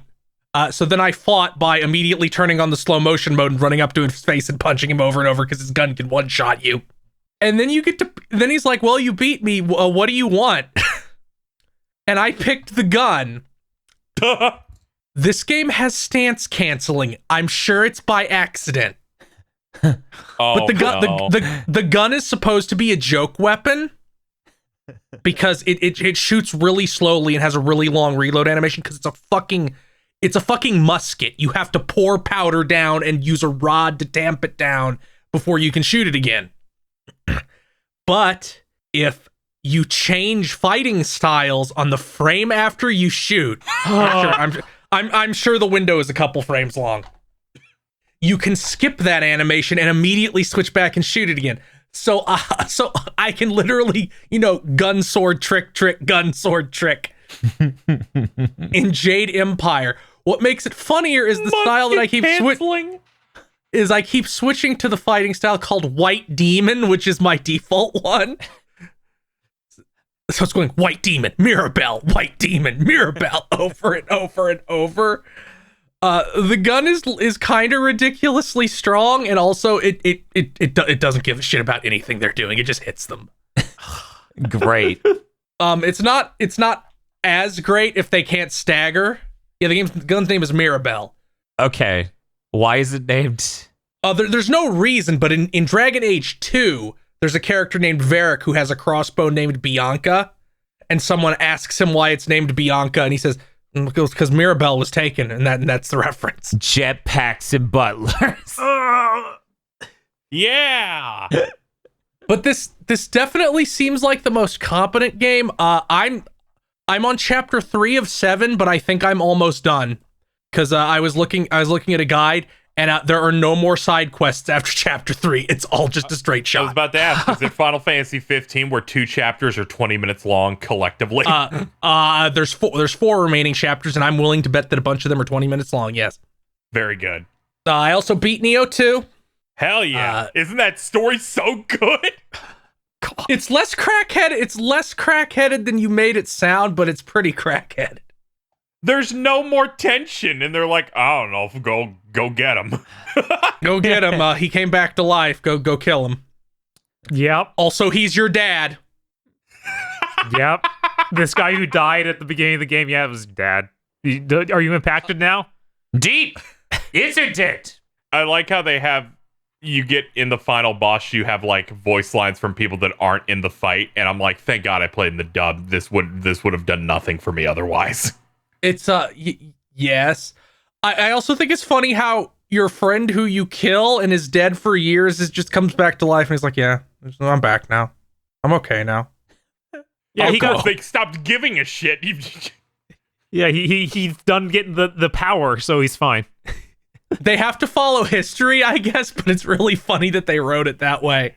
They do, and they also have to explain why it's Nioh 2 and not Nioh 0. It's very fun. It has like a very Assassin's Creed 2 energy, where at the end of Assassin's Creed 2 you beat up the villain and then just leave, like you're not worth killing. And then the start of Assassin's Creed Brotherhood is that villain wrecking your shit, like ruining your life completely. It's like, man, you should have just killed him, huh? God. So, what did you think of these fucking Super Mario 64 level that concludes with his wife? That she worked me a lot. Apparently 120 FPS mode makes her attack twice as fast. What? Oh no. For context, we're talking about when you fight an entire house. A castle. You fight a fucking castle. That's what multiple people told me, and considering it was like, how on earth do you do this? I'm getting pummeled by these fucking energy orbs coming from every direction. They are constant. There is not a second I am not getting my shit ruined. Okay, that might be right. I don't remember it being pummeling. I just remember it being annoying about how you can hit it. I won by standing at the boss door and shooting it in the eye repeatedly with a cannon. Yeah, that's what because I did. I could not figure out. I could not. I brought could in not someone manage. else too, so we both busted out hand cannons and went, all right, let's go. There also seems to be some kind of bug, I presume with the 120 FPS mode, in the final boss where the game will go into slow motion. Weird. And it's not like everything. It's not frame drops. It just goes slow. Goes like 80% speed. Like it's just enough to fuck me up. So it's like, I'm going. I didn't use like any items over the course of the game because my magic build, refills every checkpoint, and it was real good. So I'm like, oh, I'm just gonna eat all of these lantern fruits and the flowers that fill up your yokai meter ball and just throw the snake at you over and over and over again. You can't do anything. That fucking snake. Oh, you hit me? Good thing I have the protection talisman that gives me a second life bar wherein I don't take damage, and I have 4 of those. Yes, it takes almost all my capacity to use, but I don't care. But it was really good. I intend to play the DLC someday. That game's really fucking long though, so maybe not for a little while. Don't put it off too long. The DLC is like, hey, I'm harder than the rest of the game. Each time the first mission is that. Yeah, I know. Worst case scenario. The first mission 6 hours. No, it's not that bad.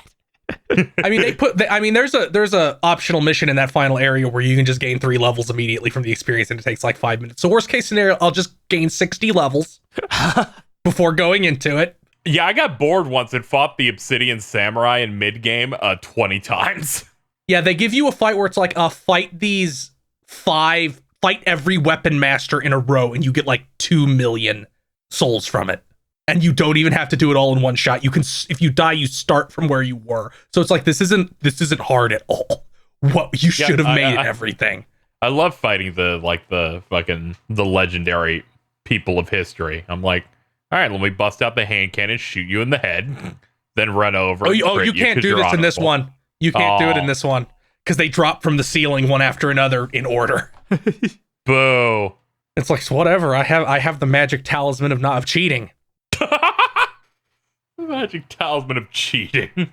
Other thing, the last thing I played, I decided to sit down and beat Dusk. Dusk being a boomer shooter by New Blood, which came out 2018. Yeah, it came out about 3 years ago. That's fucking good. You're running around the farms.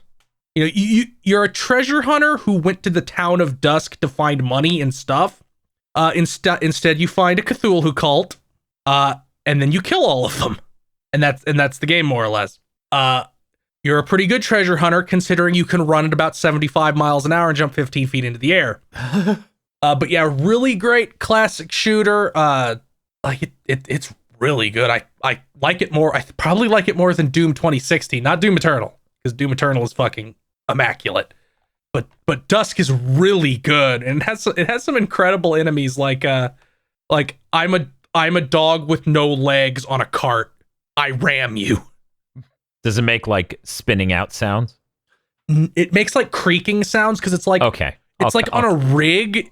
It's like a cube made of boards, and it's like hanging on ropes in the center of the cube, and the cube has wheels on it. Yeah, really good. I recommend everybody play that. If you throw a bar of soap at any enemy in the game, it instantly dies, and there's 1 bar of soap hidden in every level. A bar of soap? Yeah, it's just an Easter egg. There's also cool stuff like you can find crystals, and if you throw the crystal at the enemies, they'll start infighting, which is useful in some levels. That's always good. Yeah, you need your Sony mind control arrows. Yeah, you need your mind control arrows. But yeah, I can't recommend Dusk enough. From the halfway point of episode 2, because there's 3 episodes and they're 10 maps each. So there's 30 maps total. And they'll take you about 5 to 10 minutes the first time you do them each. So it's a decently length game for the $20 that it costs. It just goes ape shit.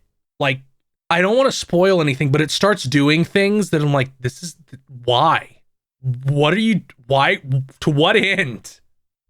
And I don't mean like stuff with the combat. I mean like stuff with the maps and the map gimmicks. Like, it starts to do things with impossible space. Oh. I'm like, what are you? Because you're going like deeper and deeper into like the Eldritchian cults. Yeah. Like territory. It's like, oh my God, what is wrong with you? People told me I was insane because I beat everything but the last 2 levels without quick saving. Yeah, that's a little. The only maps. The maps are only like 5 to 7 minutes long. Of course, I can do everything perfectly once. The challenge is having to do the whole level right, or else I enter the next level with 6 health, right, and no armor, which happened once, and then that entire level turned out to be one gigantic combat arena with people shooting you from every direction. I'm like, oh, okay, I'll run to the left immediately and grab that health, and then run behind a building, and then jump on the Quake jump pad to shoot me up 400 feet into the air. It's a good jump pad. Yeah, it's great. I can't recommend Dusk enough. Next thing I gotta play is a Medieval, since I also own that, and that's another one of those boomer shooters. A Medieval being more like Hexen or Heretic, where you're like a magic guy with medieval shit. And that's all I played. I think that means it's time for something. What? What's that? The Pod Lords. You forgot to talk about the Horse Lords. Oh, right. Horse Lords are mentioned in one line of dialogue in Jade Empire. They do not appear or matter at all, but it made me lose it because of Pod Lords. Oh, fuck! Pod Lord! Oh, no! Yes, that's right. Get along now, little Podlords. Such as? Little Podlords such as Lee Broyles. You cut out. No, I didn't. Oh, no! Yeah, it's okay. I can't go on like this. His greatness will return. I'll miss you, Danny! We love you, Danny. But for now, the Podlords begin with Lee Broyles. Terrible gecko mess. Ding. Okay. Red Blaze 27. And viewers like you. Thank you. Suzushiro. Ooh. Emperor Zero. The longer the icon of Shibi Weeby remains, the stronger she becomes. Oh, whoa. Wishing everyone who spoiled Bridge to Terabithia a very painful stepping on Legos and never getting good gotcha pulls ever again. What is that creature? I don't know. His face is hilarious. I was like, is that Skibby from Blade Kitten? I believe that's a gobbler. Welcome to the Think Big Dimension with your host Dan GigaBoots and Bob GigaGames, Kazeslin, and Mr. Fee. You ever paid $50 a month to have someone have a seizure? And then they're a patron for someone else, and then they read that. Oh man, God of War sure looks great on the PS5. Oh. It took them a second. It took them a second. No, I know. So strong. I know because his mouth is always open. Kratos Busey. 101 Shades of Wonderful Remastered. They should remaster that. They should master it at all. WTF Spider-Man. Mr. I like spam. W. The 500-year-old Mithra Feetwater guy just keeps on winning. I'm so upset that it's real. Also, the water part is not canon. I made that part up. So that's infringement. He will see you in court. DFW 3K. The stock market, where everything is made up and the points don't matter. Shiny Mew definitely isn't still mad about people spoiling in the latest Curse Contact Committee comment. This is fine. He needs a copy as big as him. I understand. Holy shit. Shiny Mew drinks the whole cup, looks at the camera and goes, Mondays. Kristen C. Stop using photo mode on Tifa. Her mature dress is finite, but a terabyte worth of Tonberry reference photos will make you unstoppable.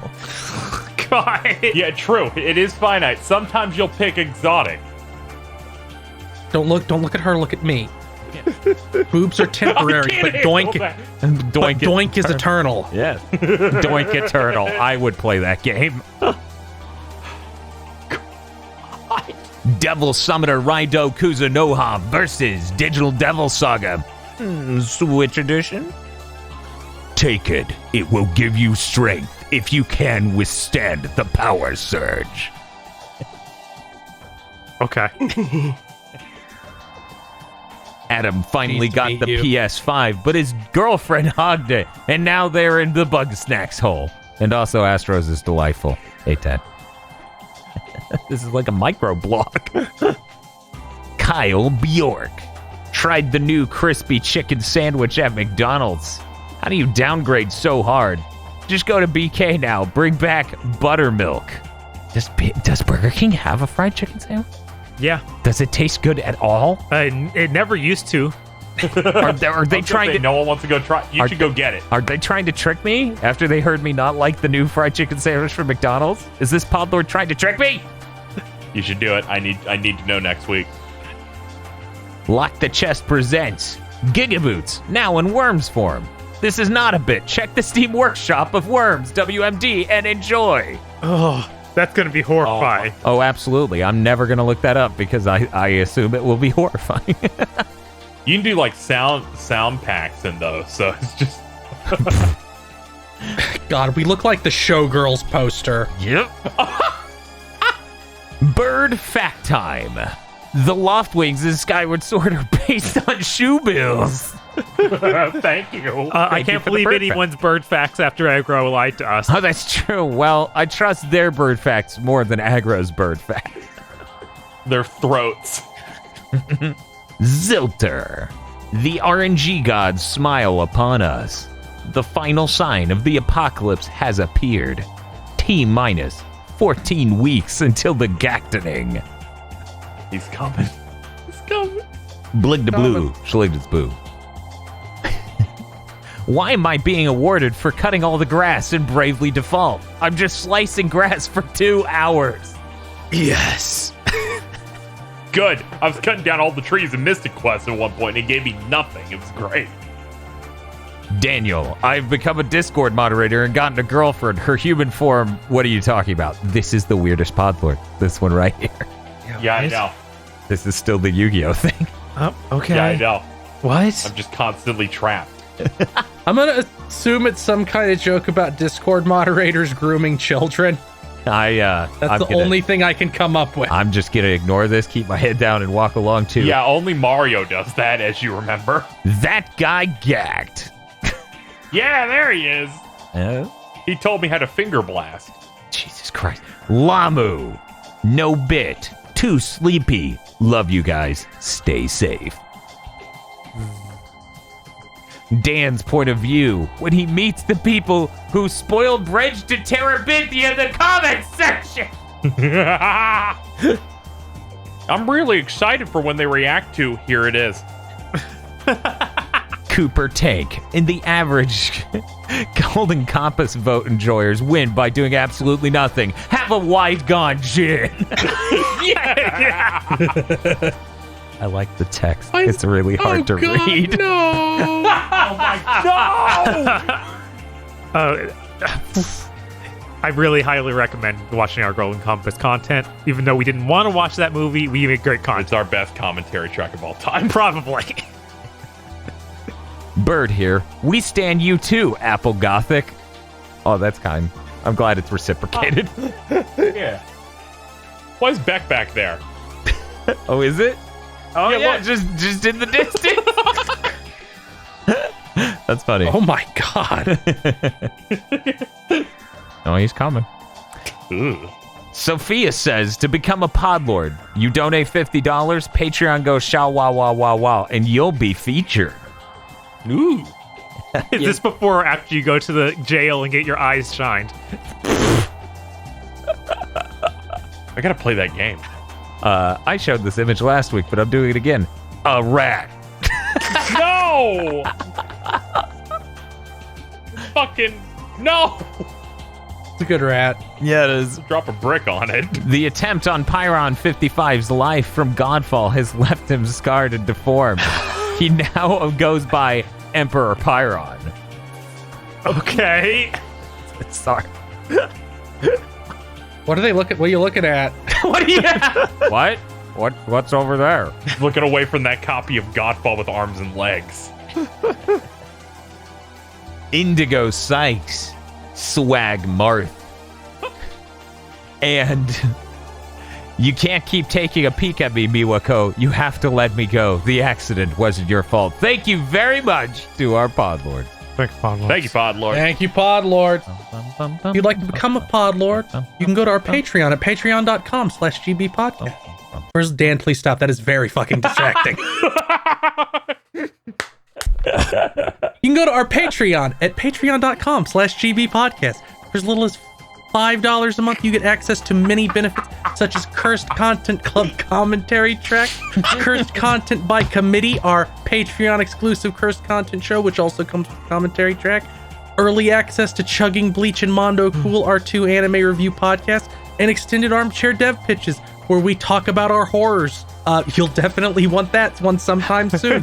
That's patreon.com/gbpodcasts. Now you know what I feel like during Mondo Cool. That I like the idea that any sound at all will make feel unable to do this bit. For me, it just seems to be Mr. Sandman, but apparently, I don't. Also, yeah, that is absolutely what Bob deals with every episode of at the end of Mondo Cool. Now I understand. I understand. Then that means that Dan must do it every episode of Big Thing Dimension. No! I'll just start taking off my headphones. We'll just hear the slamming sound as it hits the ground. He's like, okay, well, I broke them, so for the rest of this episode, I can't hear you guys. All right, Dan. Yeah. I did not put it in the news because I've been jotting it down. Yeah, sure. On my thing as we've been going. There's some insane fucking news this past few weeks over that game, The Sinking City. Okay. That has continued to develop. So The Sinking City is like some Lovecraftian horror game that they put out. Yeah. With this is from Frogwares, and they partnered with publisher Nacon for this. And some stuff has happened where I guess their contract had ended with them, and then they went on to make some DLC for it, and like they seemingly owned the IP and everything. But then they're like, okay, The Sinking City has appeared on Steam again after being taken down, but it came from Nacon, the publisher. And then Frogwares, as the developer, said, don't buy that. That's not us. That's them. They can't do that. And there's been like legal back and forth with it, and it's gotten increasingly bad where it turns out they're like, we did an investigation on that version.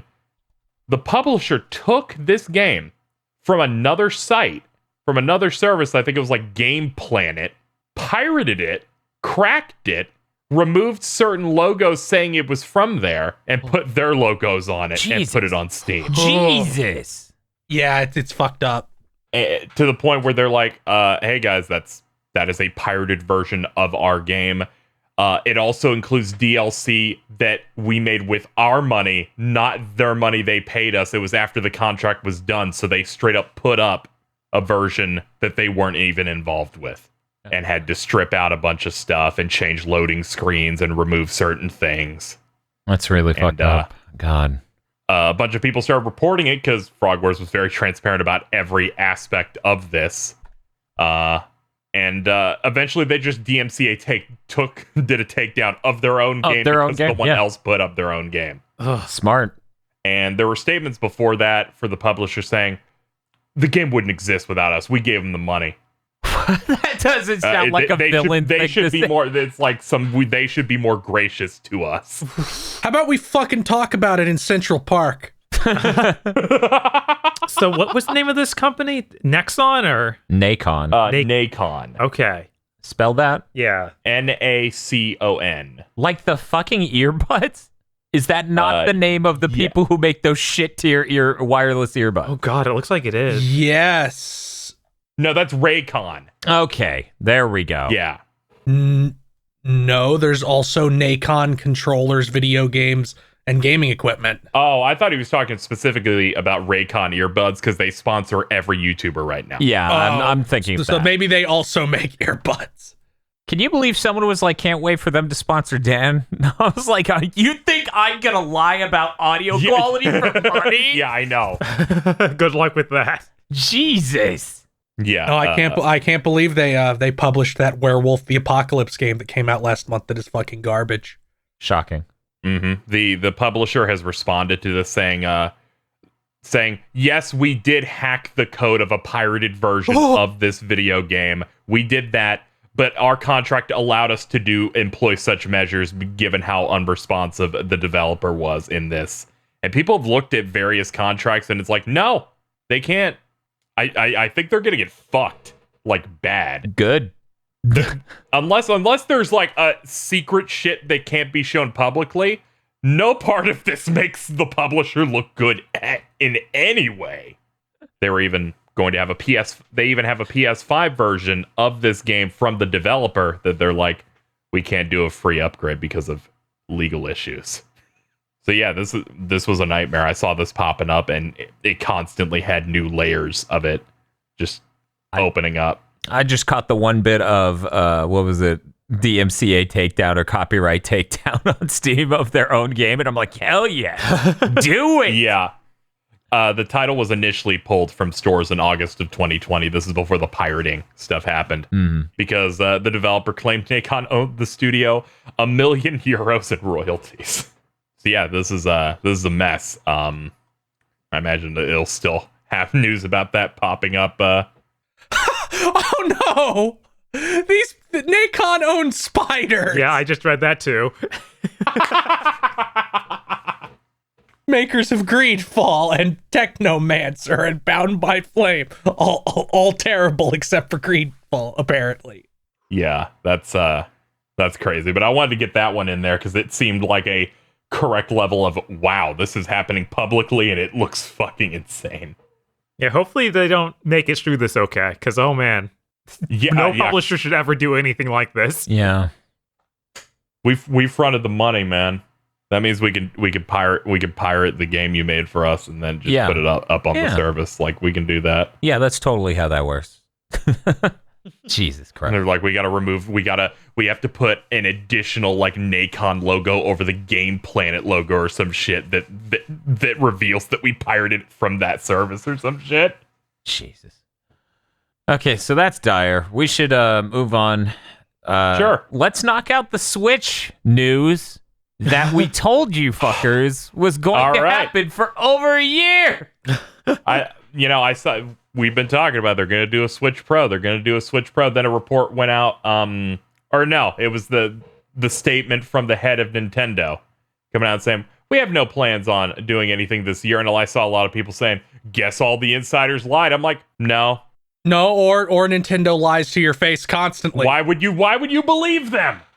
Yeah, I mean, why would you believe these people? They're trying to sell you specialty Switches right now. Right, there's two coming out. The DS will be the third pillar, not replacing the Game Boy Advance.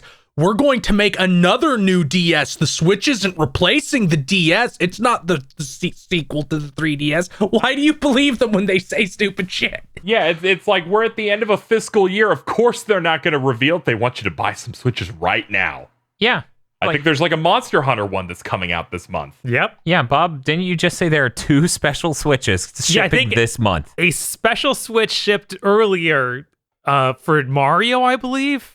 And now there's a new one with the Monster Hunter. And to put this in a frame of fucking reference, a lot of you people still may be like, yeah, but this doesn't normally. Motherfucker, they have those Joy-Cons for Zelda coming out. We don't even know if those will work on the new one. Yeah. There is a really good chance that the Joy-Cons are suited to the size of the portable. And since this has a larger screen, it might be different. We don't fucking know.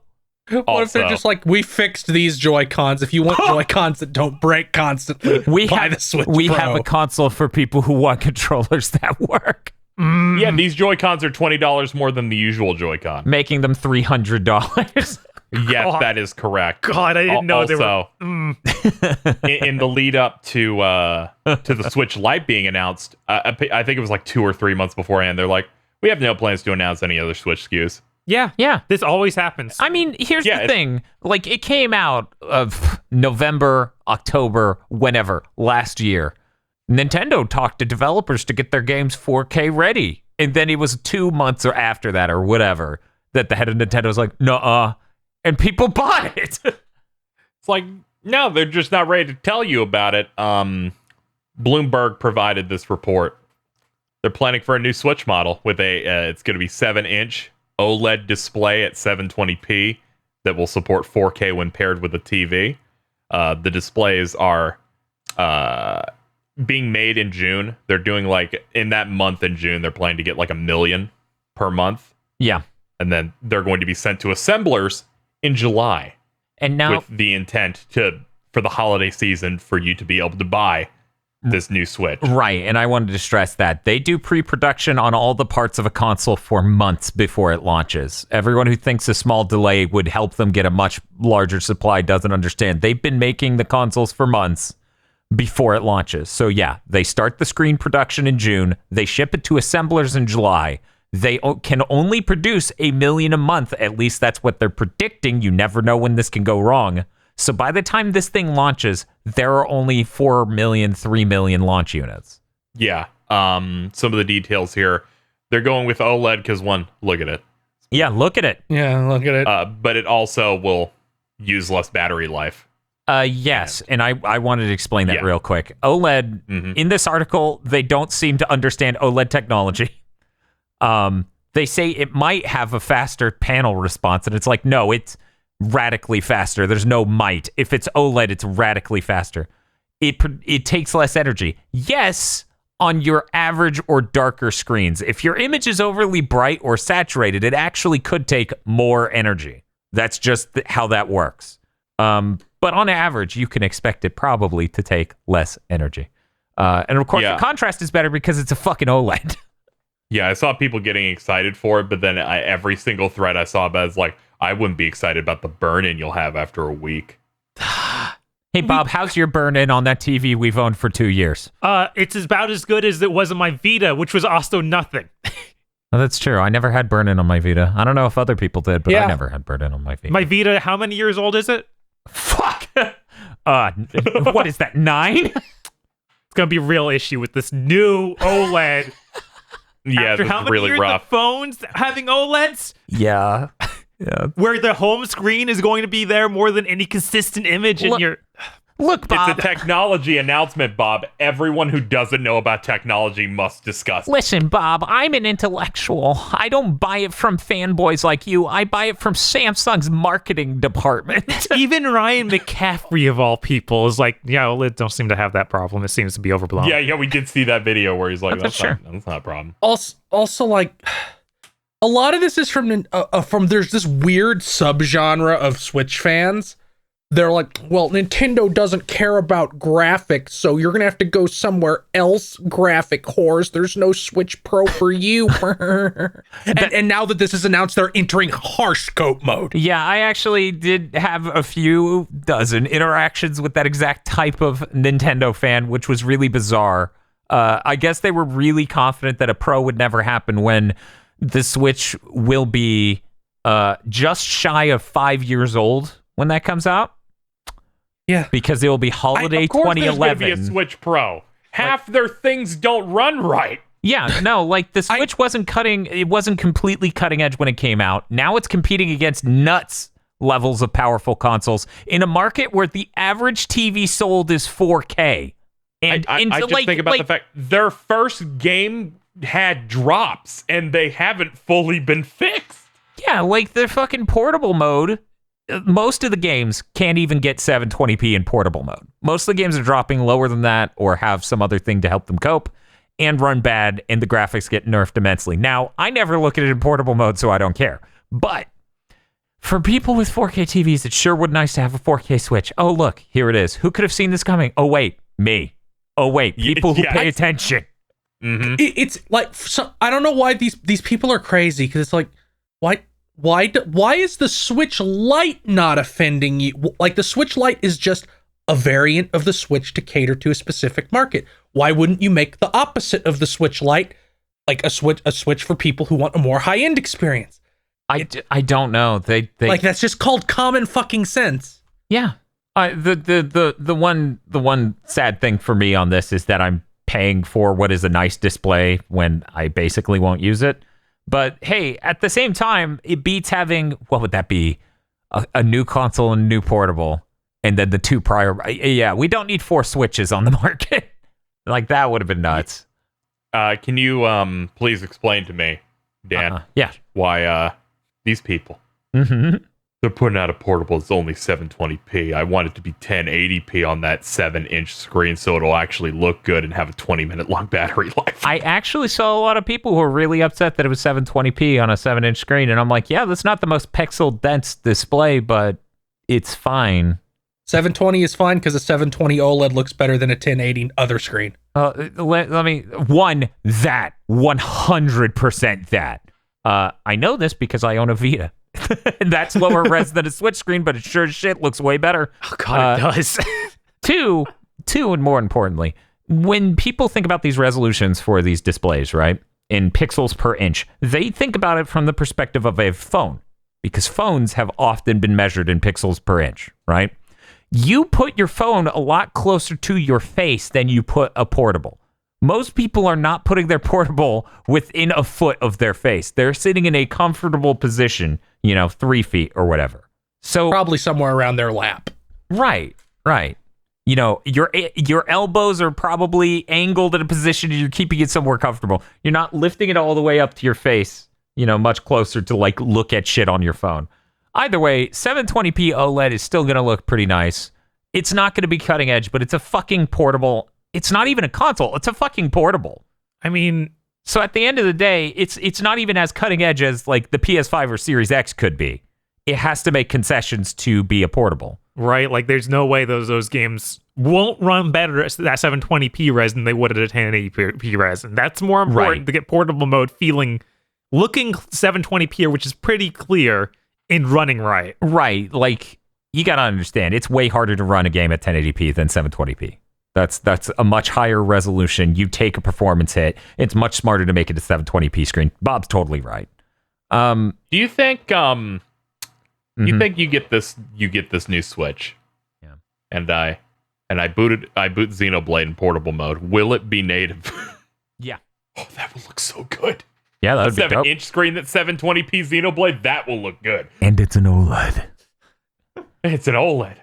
Man, do you know how much I want to play Xenoblade Chronicles 2 but refuse? Because I put it on here. It is bad. KZ, I've been dying on the hill of not playing Breath of the Wild until they fix performance for 5 years. It looks...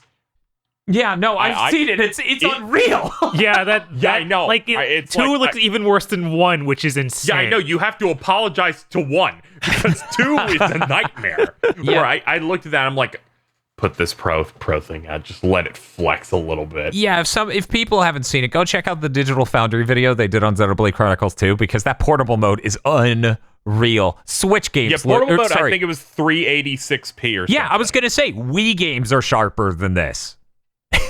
Wii games back in 2007 look sharper. Imagine you own a Switch Lite. Oh man, that's but yeah, I'm really excited about this. If this thing literally just plays Super Smash Brothers in 4K, it is worth all $400 to me, because I am a sick man who loves that game so much. The most detailed Shulk face, Yes. Pokemon trainer face. Yeah, just wanted to cover 2 more things before we move off this topic. One, you do not need higher quality assets to run in a higher resolution and look better. No. I see a lot of people mistaking that. They can do that. That's possible. But really, every game looks better in a higher resolution. I'm excited to see Mario Odyssey lock 1080p, honestly. I'm excited for Bowser's Fury to run better. Yeah. I just want the games to run right, and when I try to switch colors in Smash Ultimate, it's instant. That would be nice. I hope they do that. Right. 2, it still doesn't make sense for the dock to have the fucking GPU. Don't fucking say that. That's unbelievably stupid. There are people coming out of the woodwork to say that again? I saw it once or twice. I'm just seeing the cope of, no, this isn't real. It isn't fucking real. Fuck off. I saw Imran Khan tweeting, I saw people saying it's like the dev kits have been out for a while. Something has to leak soon. And here it is. Yeah. Yeah, I don't know. Like they're making games. Well, not EA. They're probably not making a game, but people are making games. But most people who can make games. Yeah. They're making some games. So Phil Spencer's making a game for this by accident. Probably, yeah. I'm really happy with this because we could get the performance ups on some games. They can look a little sharper. Hades can maybe be 1080p. That would be nice. Ooh. Then we could go to a Switch conference and they can be like, this is exclusive to the Switch. And I'm like, good, we'll get at least 1080p. That's all I need, man. I'm not. And then you'll get an announcement that it's, imagine this is called like the Super Switch or something. I'm hoping. They're like, that Pokemon thing they announced is exclusive to this Switch SKU. Oh, no, I don't. Not a chance, but it'll run right on those. Yeah. Hopefully, because, oh, man. Yeah. But yeah, I just wanted to say, like, I'm not a snob. I don't need 4K. I just would like more games to perform stably and do it at 1080p. Because even I want that. Even Mario Odyssey would look a lot better if it could just lock 1080p and run at 60. Yeah, I would love for it to just be the same effect that I have with the PS5 now, where I'm like, okay, everything that is targeting the older console will ensure that this one is going to have a great time all the time. Yes, and that looks great. I just want things to run well. Like I don't need these games to be 4K. I'm fine with 1080p if it runs good. So here's the problem. Okay, this is the only problem in this entire leak. The new Switch apparently is going to tap into and enable developers to use deep learning super sampling, DLSS, NVIDIA's graphics technology to fake being a higher resolution, which causes image artifacts and other things. I'm really not a fan of how that looks, and I would, in most cases, prefer a lower resolution. So I really hope we don't get into a completely bizarre scenario where Nintendo and these other developers who maybe aren't the best equipped to tell that it's fucking up the image don't notice that it's fucking up the image. This is how bad it can get. In the game Death Stranding, you literally saw tentacles coming from the sky for no reason at all. You can go look up the deep learning or DLSS video from Digital Foundry to see some weird artifacts that could be caused by this. But I would just like the games to run stably and be relatively sharp at 1080p. Just that would be nice. So I'm excited for this, and I will be picking it up on day one. Hey, Bob. Yeah. You know what I'm really excited for? What's that? Dead Island 2. Oh, definitely. Oh, no. Very real video game. Vampire the Masquerade Bloodlines 2 is where you're going to put that money on. See, I thought that too, but then Bob goes, I don't think they ever opened pre-orders for that. Yeah, I'm not sure. I guess I could check the sheet. Let's see. Could have a good follow-up act. But yeah, so that would be so good. I mean, I can buy it on Amazon right now. Okay, they put up pre-orders for Vampire the Masquerade too. Great. It's going to be a good if for follow-up. some reason you think that we, at this point, don't need one of these types of systems yet, what I want you to do is go back and look up that No More Heroes 3 trailer, where it transitions from anime cutscene to the gameplay, and go, oh shit, give me one now. Yeah. I would take it just to smooth out and have Disgaea 6 look better. Oh, yeah. Alone. Yeah, Like, I forgot about that. Yeah. Yeah, since fucking Nippon Ichi Software of America has decided they wanted to fucking earn my hatred forever. Could you imagine? Could you imagine? They're like, yeah, we smoothed out performance and got it running in 4K. We enabled DLSS, and now all these sprites have weird artifacting. I'm like, wow, you know what? I'm just going to wait a year and see if you get your shit together and realize you should released this on the platform way more people in America have. No. Actually, the Switch is really popular in every territory. That's really cool. Yeah. But, it still hasn't shipped as many units as the PS4. So it would still be nice to get Disgaea 6 on the platform that Disgaea fans have largely owned. I'm sure it's just a timed exclusivity, but it's so fucking annoying. Yeah, I'm sure too. Like you did it with the one that's 3D, so that would be objectively improved by running at a really high resolution. That was pretty good news in the grand scheme of things. I think that's some of the best news of the week. Let's talk about the worst news of the week. Bob, what is Forever Entertainment and what are they doing? Forever Entertainment, makers of Panzer Dragoon remake, they signed a deal to create several remakes with Square Enix.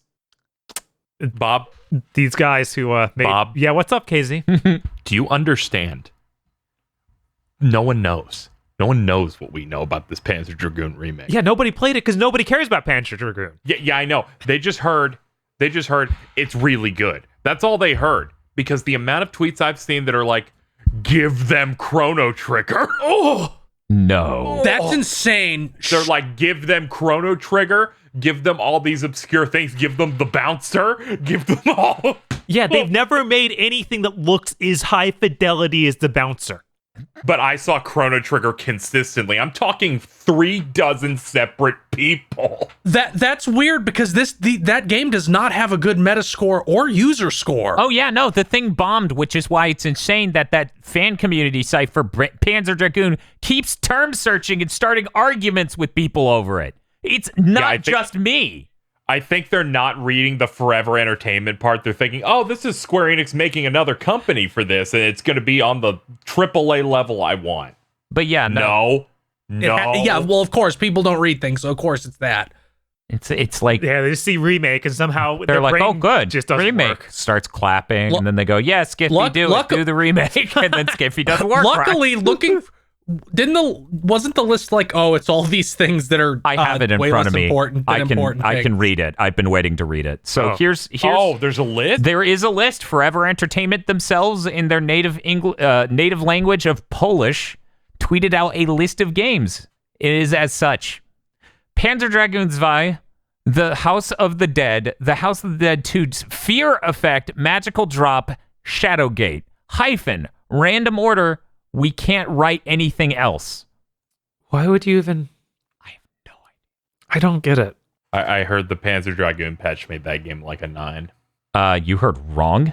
I played that game post-patch, and on the Switch it's an unacceptable state. Maybe on Steam it is even vaguely acceptable, but on the Switch it looks awful. I'm not going to worry because I assume by the time they develop all these, they'll just be out of business. No, they're definitely making a profit by turning out a bad remake that people are dying on a hill to defend to me. Like, you're not going to be able to convince me that a thing I played was bad. Do you understand that? No amount of tweeting at me will make me change my opinion on this really low-quality remake. It's like you changed how it plays. The visual design doesn't match the original art at all. You screw up the audio. What more can you screw up in a remake? Well, they can photo mode. They can also make it take 28 seconds to load a level that's 50 seconds long. So you excited? No. Oh, that's too bad. I mean, like, finally, we have something that could seemingly be worse than Yuji Naka making a game for Square Enix. It's a shame. I don't wish this to anyone who loves Square Enix IPs. Like, I love a few, and I'm glad that they're pretty safe because we got, announcements right about Legend of Mana and the Saga stuff. I'm glad they're safe over there, but this is because here's what's going to happen with Fear Effect or anything else in that list. People are going to play it and then they're going to go, I guess it was never good. That's how it's going to work. Fear Effect was never good. I haven't played it, so I wouldn't know, but I'm just saying that's how this always goes. Fear Effect was really popular on the PlayStation because it had big anime titties in it, and it was like cell shaded. Like you can look at the cover of Fear Effect 2 and see the focus of the game with that. Yeah. Then they made that weird thing in 2018, Fear Effect Sedna, which was like a follow-up, and it just bombed. Yeah, that thing was, what was it, a turn-based strategy? Yeah, I'm gonna be honest, I don't know what Fear Effect is. I haven't heard that name in years. Yeah. I don't know. We'll have to give it a chance at some point. I need to check it out. Yeah. Because I've never touched it. I've never even really seen it played. I love when you give things a chance. I know nothing about that game. I feel bad. Because here's the thing. This isn't theoretical. This isn't theory crafting here. I saw people who played the Panzer Dragoon remake and were just, I guess this game was always just bad. I'm like, no, it used to control a lot better. Its soundtrack used to be a lot crisper and better sounding. Its visual design was kind of amazing for the time. This is just a nightmare shaped in the same form. I would like to note the member of our fan base who keeps starting arguments with me on the remake, please, for once in this comment section, abstain. I know you disagree. Oh my God, Bob, this next bit of news. I was like, okay, we're done here. I can move on. Aaron Greenberg. No! They should give Forever Entertainment Gex. Just let them remake Gex 3 and get Dana Gould back and have him re-record all the lines. But it's all the exact same jokes. Oh, that Gex 3 deserves better than that. Yeah, they can remake absolutely. Gex 2. Yeah, remake Gex 2. That's all they can do. You know what? Sure. Bob, give the context for this also, like why Aaron Greenberg had to say this. So, rumors start coming out about a leak of the new, what's the FromSoft game? Elden Ring. The Elden Ring is leaking, and that there's going to be a trailer soon. And then there comes out news of someone saying, oh yeah, March 26th, Xbox is going to do an event where they'll show off the new Elden Ring trailer and have lots of other cool stuff. Aaron Greenberg then tweets, nothing coming soon that would feature game announcements or world premieres like this. So he basically quoted the tweet. Yes. He basically just says, don't get excited for anything we could potentially do before the end of this month. I saw that, and at first my brain went, okay, that's good that you're letting people know that something's wrong. And then you said it, and I went, oh yeah, they have nothing. No! Also, he keeps doing this. Like, I didn't really keep track of that through line, but it is a weird through line at Microsoft where Greenberg apparently has to keep coming out to Twitter and saying, hey guys, no. Yeah. Just stop. Just don't say anything. Right? You know what I Nintendo noticed? didn't say anything for 575 days when there wasn't a Nintendo Direct.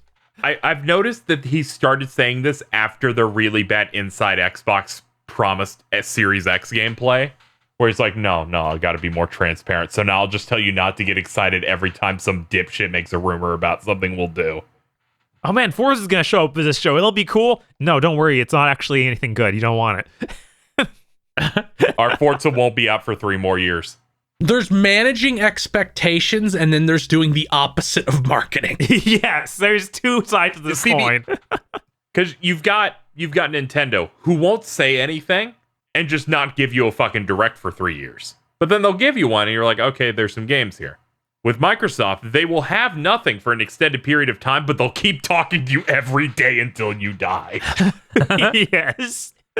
Would you like to hear us talk about Bethesda yet again? A first, better, or best?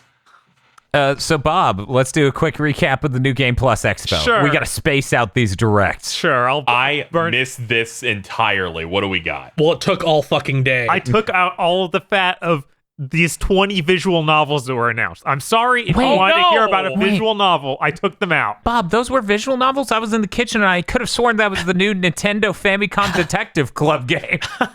The only one I left in was because they opened with it. It's Silvercase 2425 coming to Switch. It's apparently the two games combined. Suda had a whole introduction about it. Like, oh yeah, I really love doing these games. I'm glad I can get to more audiences. Okay. I heard he finally beat Mario Odyssey. That's what he says. You're not willing to believe Suda's claim?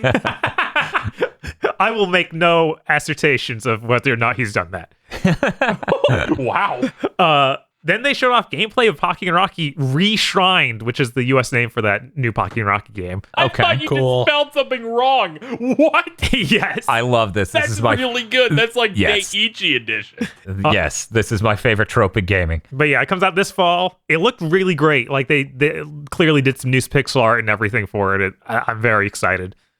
Then they showed off Angie Mito and Ino gameplay for Guilty Gear Strive. Let's see how those characters actually play a little bit. It still like has that arc system work brain disease where you hardly get to see anything. Why is her name like that? What? What? I know? Yeah. Yeah. Why? She knows. Never mind. Going to bed. Don't you play Kingdom Hearts? Yeah. Yeah, that's some real Luke Sword energy coming out of that. I'm like, this whole time I assumed it was Eno. It's no, it's I know because it's a reference to the Prince song I and like your physical I know, and she has like a glyph similar to the Prince symbol on her guitar. Because of fucking course she does. Yes. Look, Casey, if you don't know why something in Guilty Gear is called something, it's because Daisuke is a boomer who likes 70s and 80s rock. Yeah, just start Googling rock terms. You will pay attention to me. My game looks better than any other game. I'm like, yes, sir. Look, please fix the lobby, KZ, sir. I know you've heard Smell of the Game. The first lyrics in that song is I know. Yeah, I thought it was I know who I am. Well, the rest of that's a distraction. It was clearly about I know. God damn you. I know, comma, who I am. Boom! What the whole... So she's saying that is bullshit blazing? Yes.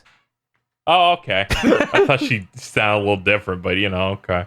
She had a rough throat. I am looking at this gameplay now. It is the bad Arceus shit. Oh my god.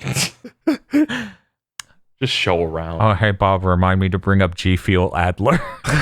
Or Game Fuel Adler. Yes, Game Fuel Adler. I guess we could also cover it now. They delayed Guilty Gear to June. June 11th, I believe? Is that right? Yeah, I'm pretty sure that's right. Yeah, June 11th. So now it's the same week as Final Fantasy VII Remake, Intergrade, and Ratchet and Clank. Yeah. And Ninja Gaiden. Yep. Ninja Gaiden. Ninja Gaiden. The same day is Ratchet and Clank. Great. You know what that fine. did? That just made it phase out of existence for me. I'll have to for a few days. I already bought it, so they already won. I'm fine with delaying it because they said they were changing the lobbies. So hopefully they fix them. Yeah. I wish they didn't delay it to this exact day. Yeah, they should delay it one more week. I'm impressed when I see, an open beta. Oh, their netcode's really good, but they have some problems. Oh, they're delaying it? I feel like this launch is going to be good. Yeah, probably going to be great. Yeah. Like I said, fucking you can have whatever goofy lobbies you want as long as it isn't like Grand Blue Fantasy Versus where we're accidentally leaving our private lobby because we have to interact with the arcade machines. It was really hope when I get with my friends, I want a list of who's here, and I want it to, after we set up our settings, I want us to only have to hit the button to get ready. I hope that there are private lobbies.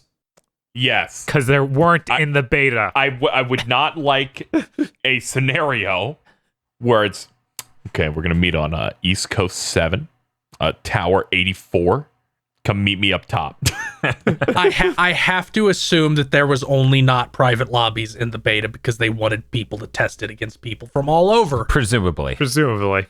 Hopefully that's it. Let's get through the rest of this.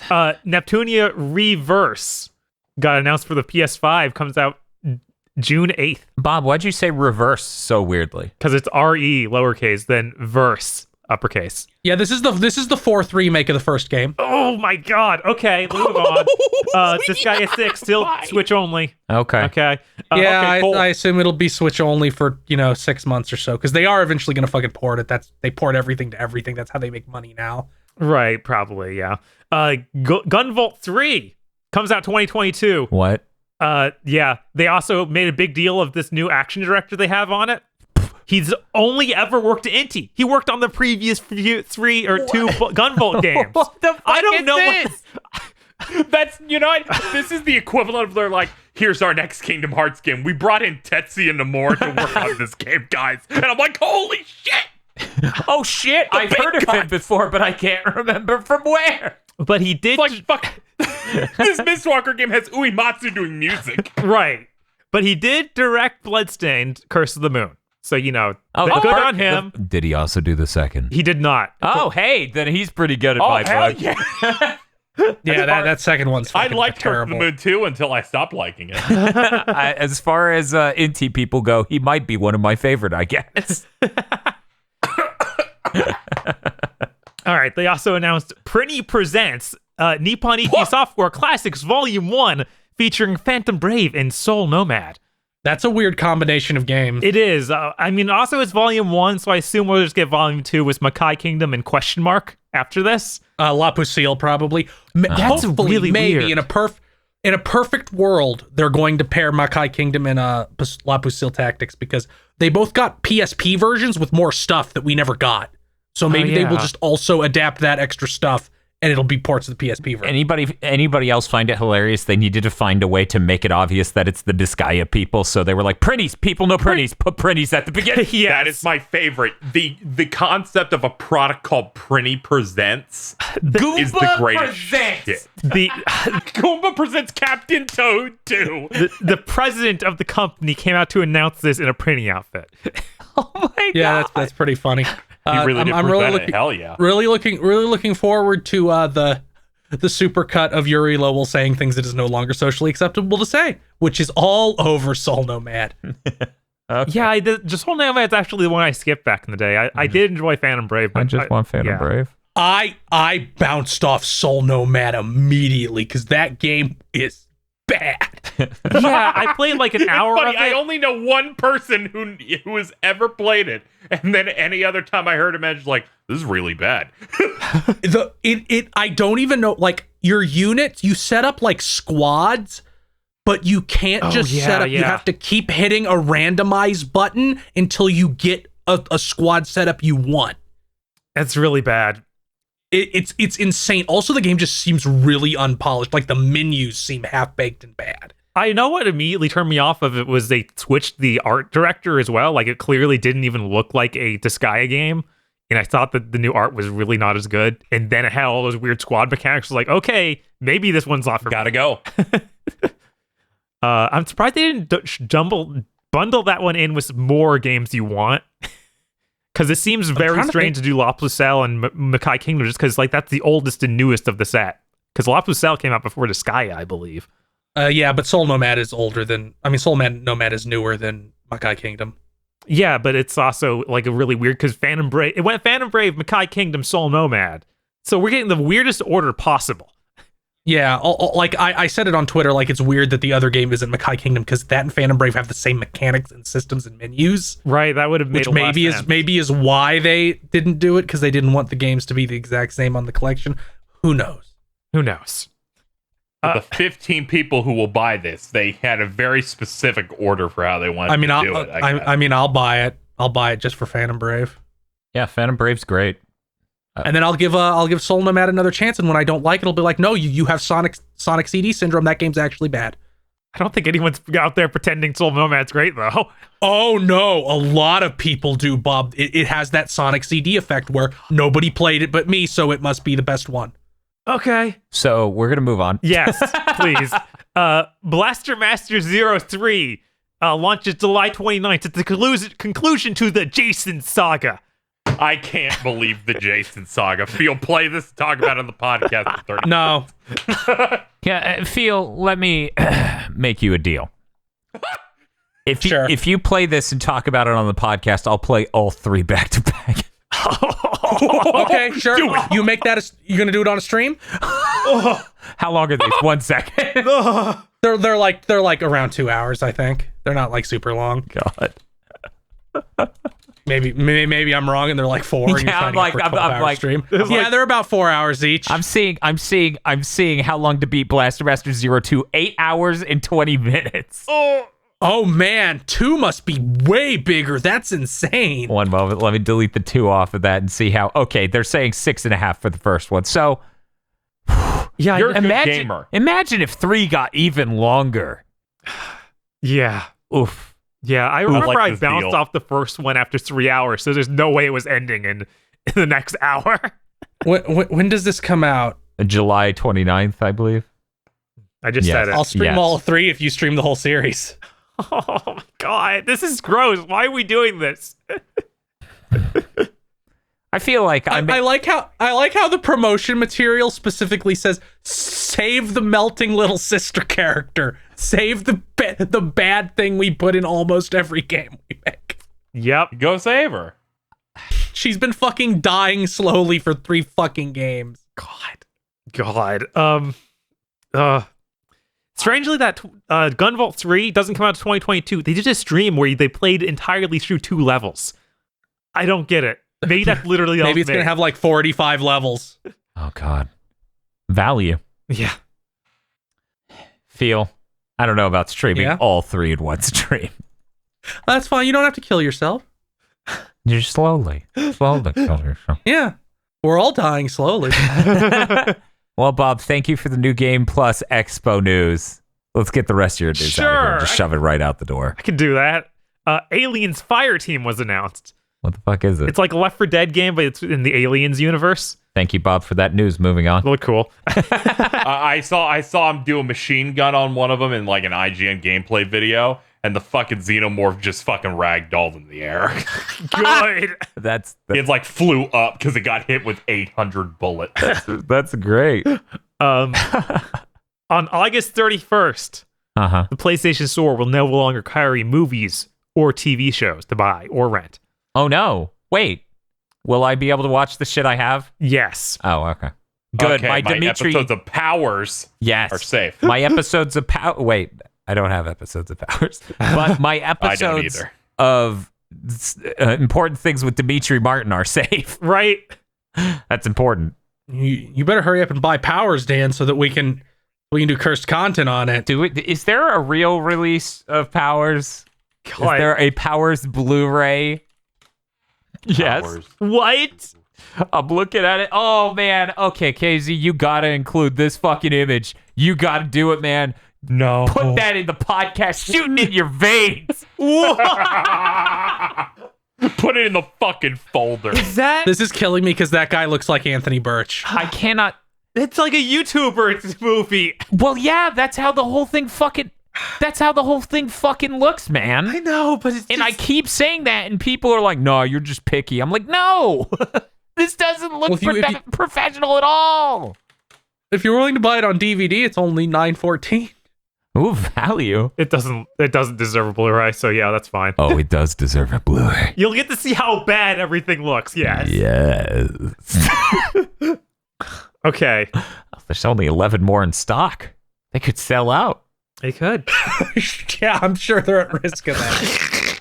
Yes, after this podcast, they're going to just flow out of there. Oh, that would really suck if our fans bought it that we couldn't. What a shame that we don't have to do content about Powers. Over $300 worth of Power Blu-rays. Amazon's like, I can't explain it. I'm next to my Hajime no Ippo Blu-ray that came in yesterday. Oh, man. Yeah, I'm buying it right now. Of course you are. Yeah.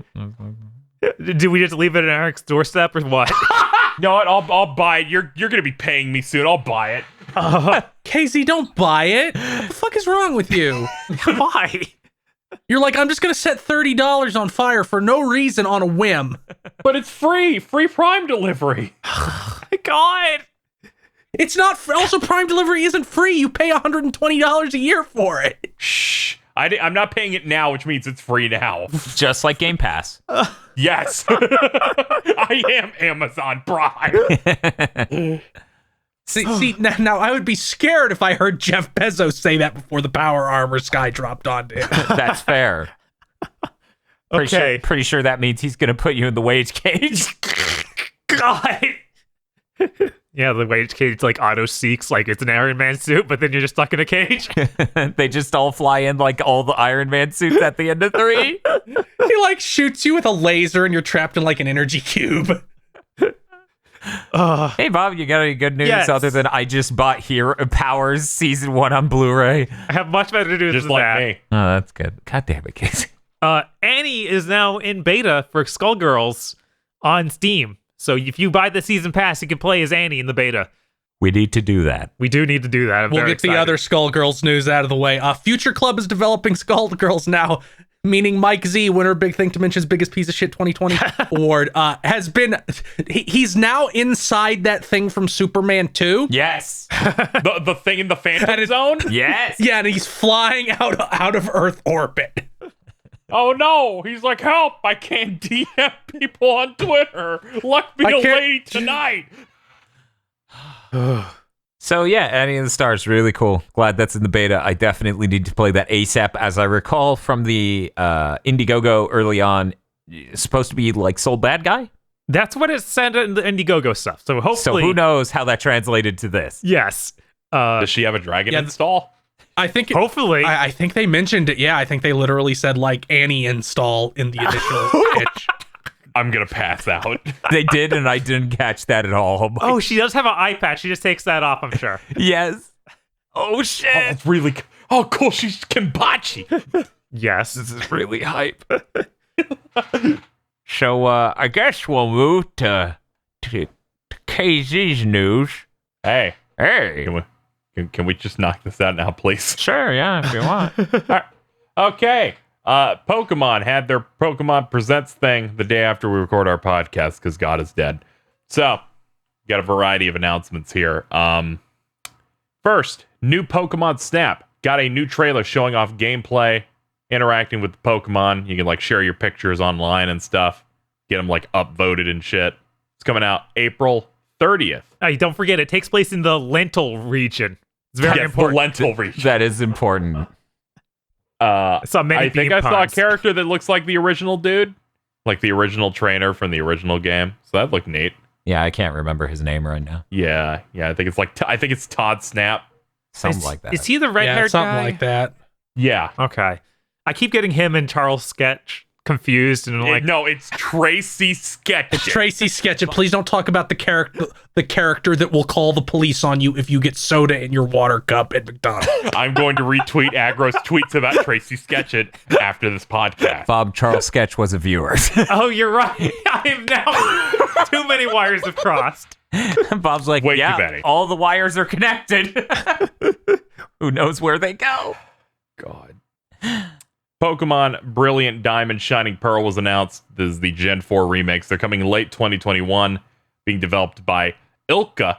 They're remakes of Gen 4.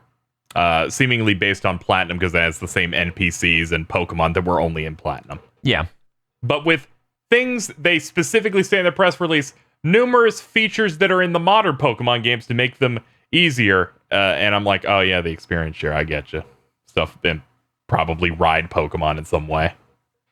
I was trying to think, what did Ilka do? What are they known for? And I looked it up. They've done like support on things. I don't think they've ever run the show before. Yeah. There are a bunch of things. Support on like a legion of video games. Yeah, Code Vein, Nier Automata, Naruto Ninja Storm 4, Chaos Rings 3, Dragon Guard 3, Metal Gear Rising.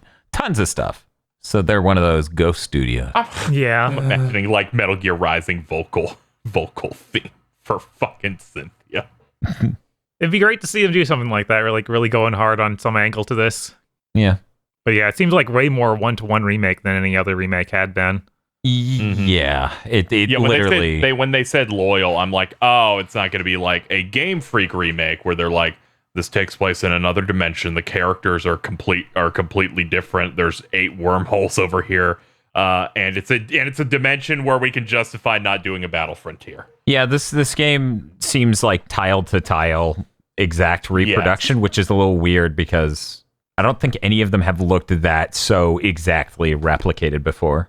Yeah, I think that I don't even dislike the style look-wise that much, but it being like tile for tile remake makes it less interesting to me because I want to be able to explore these environments and like fully move in like full 360 direction. Right. Yeah, I think that was the excitement of a remake is getting, the sword and shield perspective, a closer camera on this cool big world that would be a remake of Diamond and Pearl. In fact, that's kind of I'm with you. That's kind of the idea of all the remakes has been like take the latest technology and apply it to that game to give us a new, fresh, like crystal clear look at it.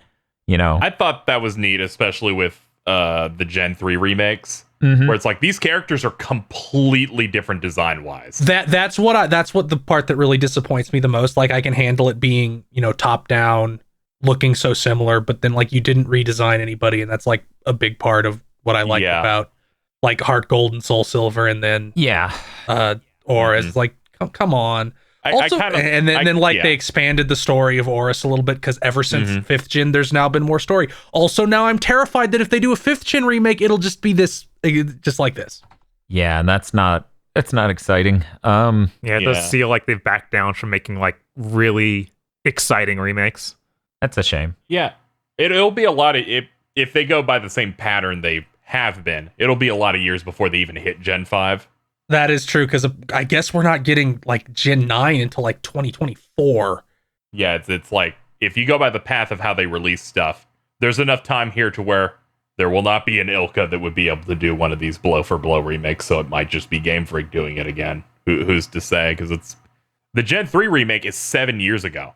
Yeah, it's been a while. Oris was 2014, where it came out the same day as Smash Wii U. Yeah, I feel like this kind of breaks the trends in that way of like, it's a new company working on it. It doesn't feel like it did for those other remakes at all. Mm-hmm.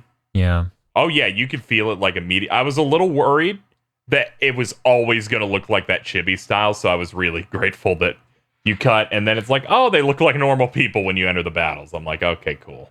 I'm still fucking, like, use the platinum designs for the protagonists, you fucking morons. They're like a million times better. I feel so bad for that male trainer. He sucks so bad.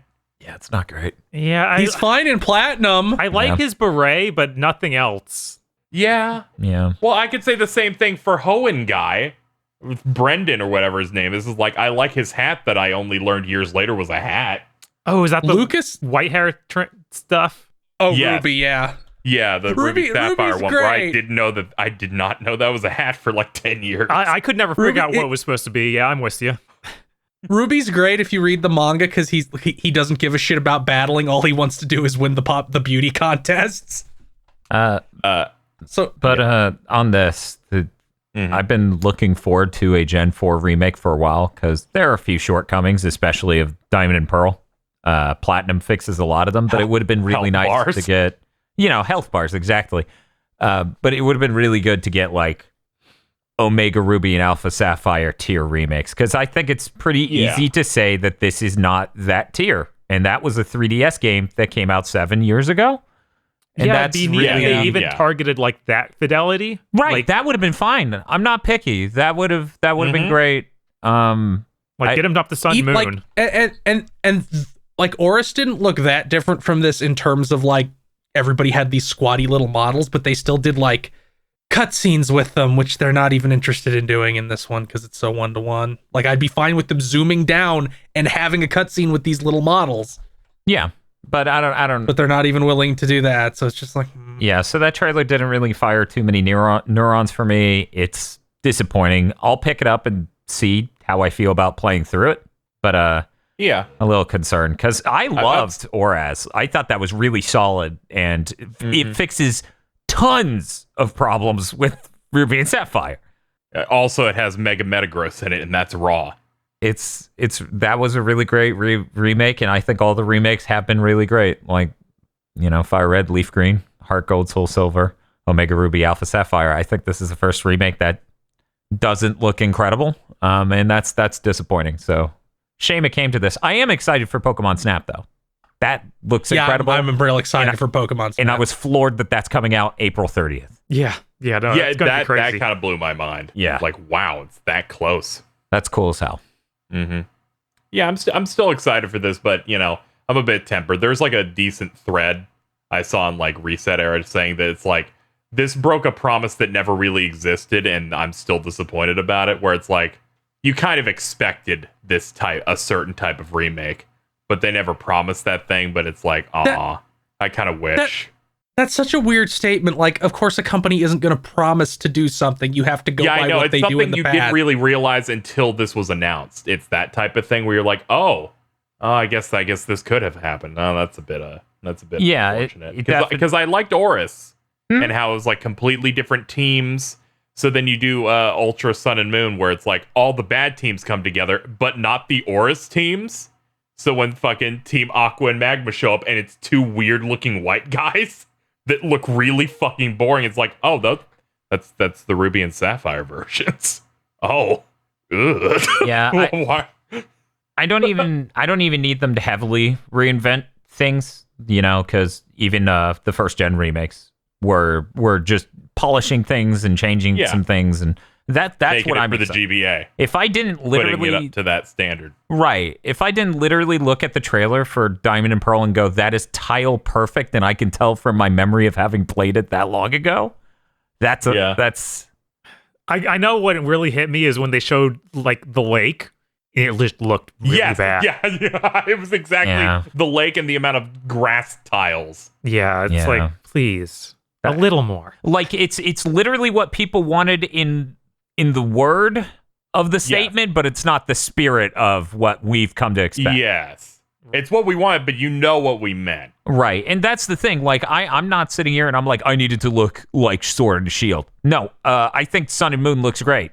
Like, and that was the 3DS games you shipped a while ago. If you can do that quality, that would be swell too. But I would still be happy you just ported Sun and Moon to the Switch. Yeah, that would I would also be happy. That would excite me if more. It just ran at a higher resolution. And then it could run at a solid frame rate. And that'd be cool. And that'd be great. Yeah, I would love that. Yeah. Anyway, but yeah, that's the second announcement. The third one is this is what the main Game Freak is working on: Pokemon Legends: Arceus or Arceus. I don't know which way to pronounce that. It was announced it's coming early 2022. This is an open world Pokemon game set in the ancient Sinnoh region. You have different starters across other regions. So you have Rowlet from Sun and Moon, Cyndaquil from Gold and Silver, and Oshawott from Black and White. And luckily, because now it's legal to marry them. Because Rowlet's an archer, Oshawott's a samurai, and Cyndaquil there's some fucking pun with Cyndaquil's Japanese name related to like samurai and shit that I don't remember. Yeah, I saw some people saying it's like Shogun or something related to it, but then I also saw people going, it's a honey badger, like fuck you. Well, yeah, isn't its third evolution Samurott? No, that's Oshawott. We're talking about a Cyndaquil. Oh, sorry. Sorry, really? Yeah, Typhlosion. Typhlosion's Japanese. Let me look it up real quick. Yeah, when you said samurai, I was like, wait, what? That's Oshawott. People are trying to figure out like the connection, because two of them is very obvious, like archer, samurai. Weird. Then Cyndaquil's there. But they have that seamless battle transitions, an ATB system combat. Its name is Bakufu in Japan, or that's part of its name, which is the term for the shogunate, which meaning the government. Okay, government. So they're all like potential like military soldiers or whatever. Yeah, they're all like the Warring States era related shit. Okay. But yeah, we got you seamlessly go into battle against Pokemon, and it's the same like turn-based thing, but you seem to have some ATB type stuff we've seen from leaks, I think it was. Because I've only seen like scans of that stuff. They didn't show any of that there. And you can like run around the area. You can do a big dodge roll, so seemingly you have to avoid shit in this game. And you can just throw a Pokeball blindly at a Pokemon. Yeah, I think that's some interesting action-based mechanics they're adding. Yeah. I can see this is my thought here is that this is them doing a test run for this is the next real gen. Like, they want to expand on the idea of having a more open Pokemon game, something that feels more modern. And that's what. God, I hope not, because even discounting this could be great. I'm not saying this will be a bad combat system. Right. That means that cut Pokedex is going down to like 100 Pokemon. Yeah. Because now they have to make way more animation. Them saying this is a single player game and the entire format of it, and it just be calling Pokemon Legends makes me think, oh, they just want to have a new sub-series where they can make it a cool open world RPG, but still do mainline Pokemon games that are go through routes, traditional combat that they use for like competitive. And where this is Game Freak themselves, I don't think it's that. I don't think they have something else on the back burner. This is their idea for what Pokemon can become. This is their potential or their testing ground. To see if that's. I mean, if you recall, but Game Freak also made like Let's Go, so I feel like they can have two concurrently running types. Yeah, but you can see how much more money this is than Let's Go. Okay, two things real quick. One, they haven't made more than one Let's Go. So that's not concurrently running. Two, and more importantly, before they made Sword and Shield, they said they were looking into action-y combat that seems closer to this. Okay. So Okay. so But yeah, that's it's what I meant. Where I'm entirely like, possible. maybe they wanted 2 types of series, is what I meant. But given that thing, yeah, maybe this is what they want to do for the future. I know there are a lot of people who look at the gameplay of this and they get a lot more excited than when they look at the gameplay of like a traditional Pokemon. Where they're like, oh, the Pokemon's there and this is real and it's open world. I mean, there are a ton of people who are like, this is Breath of the Wild Pokemon, and that's enough. Yeah, it has a grassy field in it. Yep, that was it. And it's They finally got the guy from the Unreal 4 tutorials. they finally hired this man. Is that what you're saying, Fee? Yeah. But yeah, so I think it's entirely possible that maybe this does find its way into the main line eventually. I know that, like, I personally, my stance on this is those are 2 different ideas for gameplay. Maybe just keep the original and do this as a side series. But Game Freak was talking about they were interested in revamping the combat and making it faster, more actiony in the past. So it's entirely possible they could go down this direction. But whatever, they were like, Yeah. To me, the funniest thing about this is, in my head, they're like, Game Freak, go remake 4th gen. You're right. And then it's they like, what came is back, this? And then they just looked around like, what the hell is this? That's my joke. Pretty lore. funny, actually. I mean, this is also using like Dawn and whatever his name is. Yeah, Like this is the Sinnoh region still. It's like their great ancestors. Strange. Or another dimension from the timeline where Cyrus won. Because the thing on their sleeves is just like 4 Team Galactic logos crushed together. That absolutely is what it looks like. I'm like, it's same color, same like lining. It's crazy.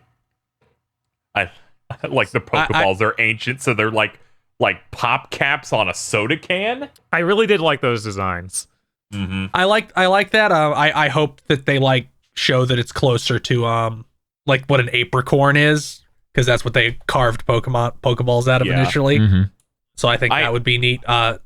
I am fascinated about what the structure, like the main goal toward the end of this game is.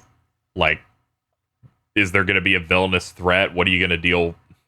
Like how are you going to deal with that type of thing? Like, I'm very interested in seeing them in a thing where you don't have a Pokemon League or any competition-based thing in this. Like, the path of playing through this game is going to be, because I'm very, very interested in this game. I'm scared to get too like to dream too big, because I have like a sneaking suspicion it'll be something like, go to the 8 feudal warlords and get their certificate of beating them in a Pokemon battle. See, Yeah, you're like, this is my cynical take, and I'm like, oh wait, my brain's waking up. 8 feudal. That I would love That's to. not that. I mean, that's not cynical. That's like they said, you don't have gyms in Sun and Moon. It's like they're basically still gyms though. Like they're still functionally more or less gyms. Yeah. Yeah, I think Except you made 4 of them instead of 8. I think this is really neat. I kind of wish this one were being made by someone else, because I don't know if I can trust Game Freak to get this running right at all. Just wait for the Digital Foundry video where it's on Switch Pro. Yes, There you go. at least Switch Pro will be out by the time this is. They're like, Yeah, Switch Pro will be out then, so I'm like, all right, this will at least not be embarrassing. Hopefully, and then they force it to native 4K. yeah, I'm like, I don't know, KZ. Like, That's always what I'm scared. That's the only thing I'm scared of with the Switch Pro, is that just Nintendo being Nintendo, and it's like, no, you don't get. We know what's best. You don't get to pick what mode you play in. What are you, stupid? I'm sitting here and I'm like, Game Freak would turn on DLSS and not notice weird artifacting. Yeah, and like, there is no world in which Sword and Shield isn't embarrassing. Like, Maybe on the Switch Pro. Maybe. I don't even believe that'll handle whatever it's trying to do. If you put it on the Switch Pro and don't turn on online for the wild areas, which make the frame rate go from like 20 to 8. Yeah. Yeah, I'm really excited to see more of this, because I wasn't expecting them to just really gun for it. I'd really like to know what form the game takes. Like, is there going to be a bunch of NPCs?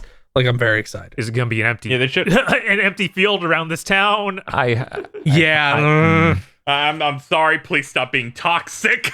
Look, I'm actually excited for this. It's just Yeah, it's a Game Freak. So I have to show the lack of towns first before we start shooting them. I want to live in a place of not darkness thinking about it. Please stop taking prior events into account to predict the future. Yes, please stop doing that. Stop having pattern recognition. Yeah, I was mostly like not upset with this direct because they did two things. They didn't lie to my face and they didn't try and shill Pokemon Home on me. No, they just gave the people who made Pokemon Home the 4th gen remake. Yeah, no, that's bad. Yeah, I'm gonna. Okay, you know what? I've been relative. I have to say this because it was the first thing that came up into my head when I woke up. I went to bed that night. Yeah. After we recorded, there's no way I'll wake up and be disappointed in the Gen 4 remake. Oh, come on, man. I need to know. Okay. Really? Okay. We had a similar conversation. Where Dan said, "Yeah, it's fine. They're gonna show a Gen 4 remake. I love Gen 4. It's gonna be great." Let's just pretend Legends is the Gen 4 remake. That is literally. That's kind of where I'm at. That's good. That's kind of where I'm at. I want us to get at least 2 episodes of Big Think Dimension from now, where Pokemon news doesn't come here, and I don't get sad about having to deal with it. At least Masuda is regulated to the game we already know not to be excited for. That's true. He is co-director on 4th gen remake. Yep. You don't want us to find out 2 weeks from now that Legends is that one field surrounding the town and there's no NPCs. All you do is catch Pokemon. Yes, I don't want to know about that. I'd rather them just lie. No, I am tired so I of don't them have to lying have to 8 me. weeks of us discussing that it'll be bad without knowing if it'll be bad yet. I'm sure it'll be fine. Looks neat. What else do you got, KZ? Let's see. This was a bit shocking given the fighting game roundtable stuff, right? Mm-hmm. Where it's like we weren't allowed to talk about rollback on the stream. We have Wi-Fi indicators. You should probably play on wired. The producer for King of Fighters 15 went on Twitter and said, "We've been working on an internal rollback solution since the beginning of development." Oh, it's finally happening. They're like, no promises, but we will have some stuff to tell you about. And I'm like, I expected nothing. It's all going to work out unless you made it wrong, which is a possibility. Yeah, Street Fighter 5 has internally made rollback. Yeah, Guilty Gear only did well because someone who worked on Killer Instinct's rollback joined Arc System Works and specifically pushed for it and made a tweet saying, "I will make sure it will not be like Street Fighter 5. He didn't say that. He said, "We will avoid the usual pitfalls of rollback netcode." I'm like, you're just talking about Street Fighter 5. I will be optimistic. This means I can play KOF 15. It looks really cool. It won't make me cry every single time I get online like KOF 13 did. I'm gonna have to see 80 trailers for it. I'd like to want to play it. You know what this means? What? This means we won. Yes. Like justice triumphed. Absolutely.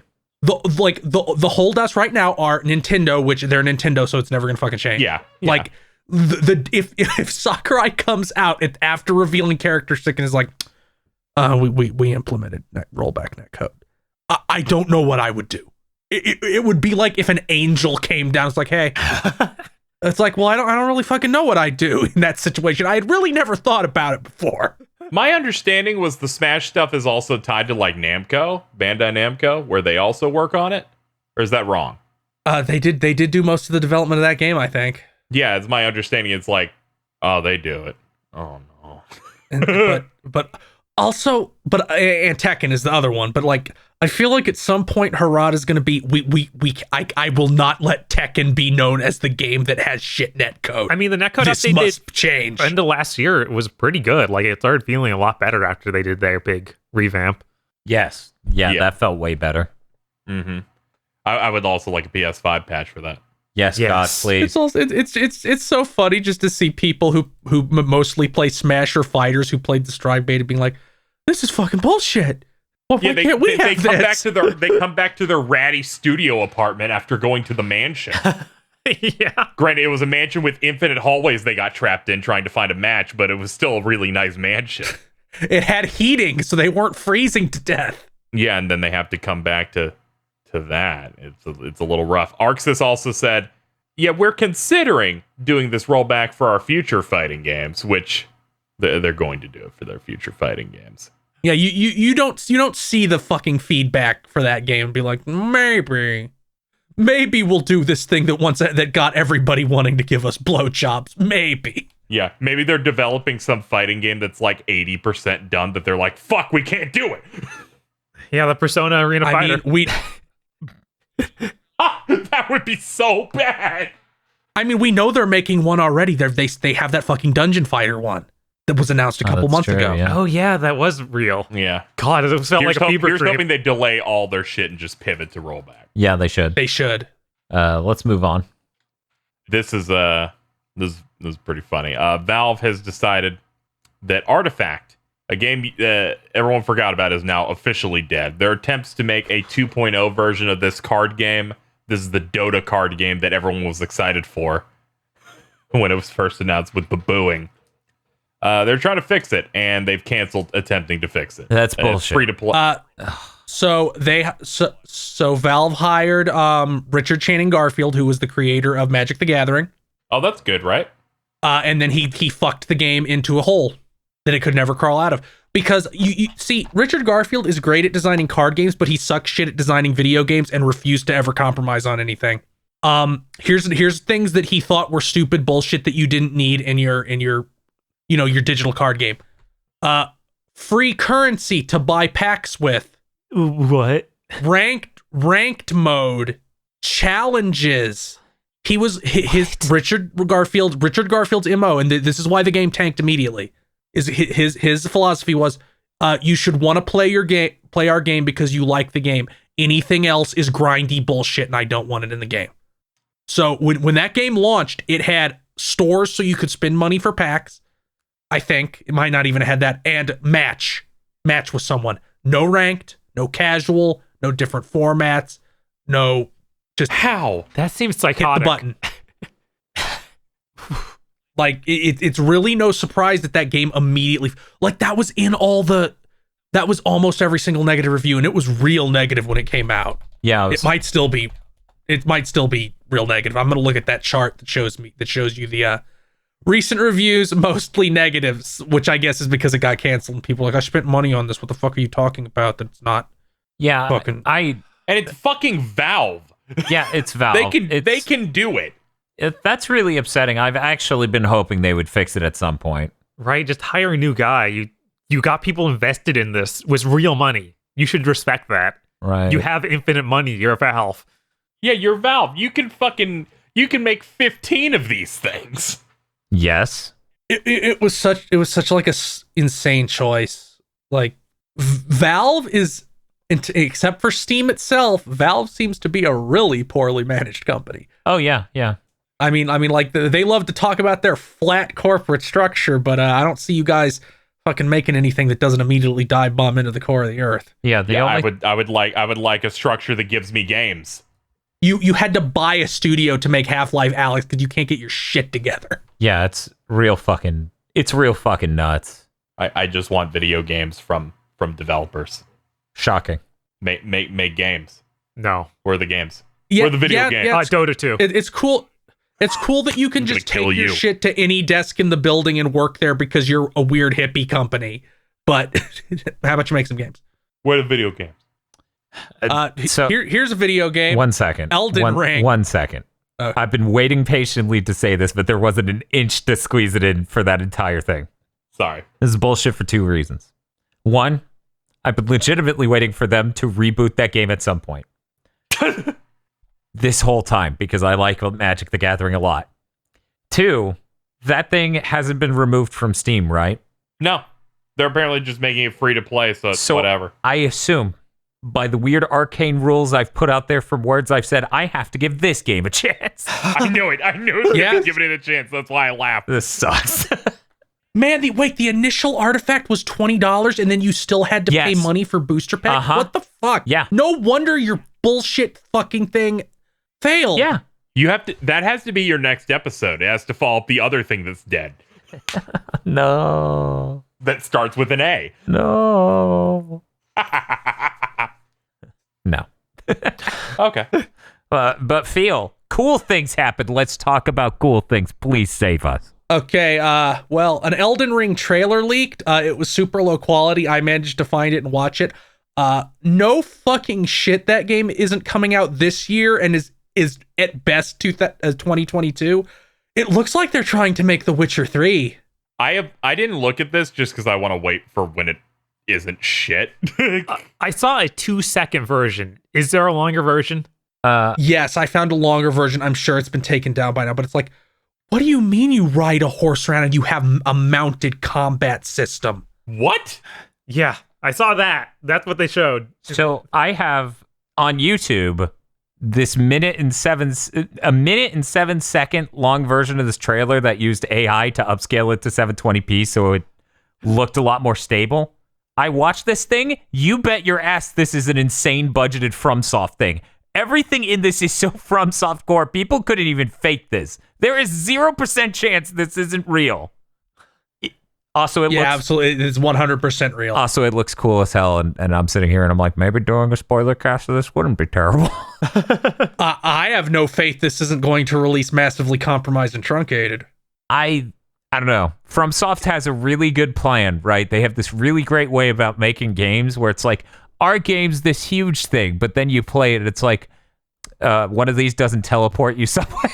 I'm just kidding. It would be really funny if they're like, that bridge is broken. It would be very exciting for you to play this one where it's like, here, now that you've played a remake of one of their games with the exact same game design of 2007, now see how much they grew. They grew so much. It doesn't look as good, but hey. Whatever, at least you can plunging attack in this, probably. Probably. I mean, he does a fucking stab animation and kicks them off the sword in the most fucking FromSoft thing possible.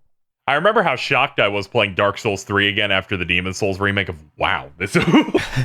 Yeah, I'm very excited for whatever the heck they're trying to do, but I have no idea if they can accomplish it.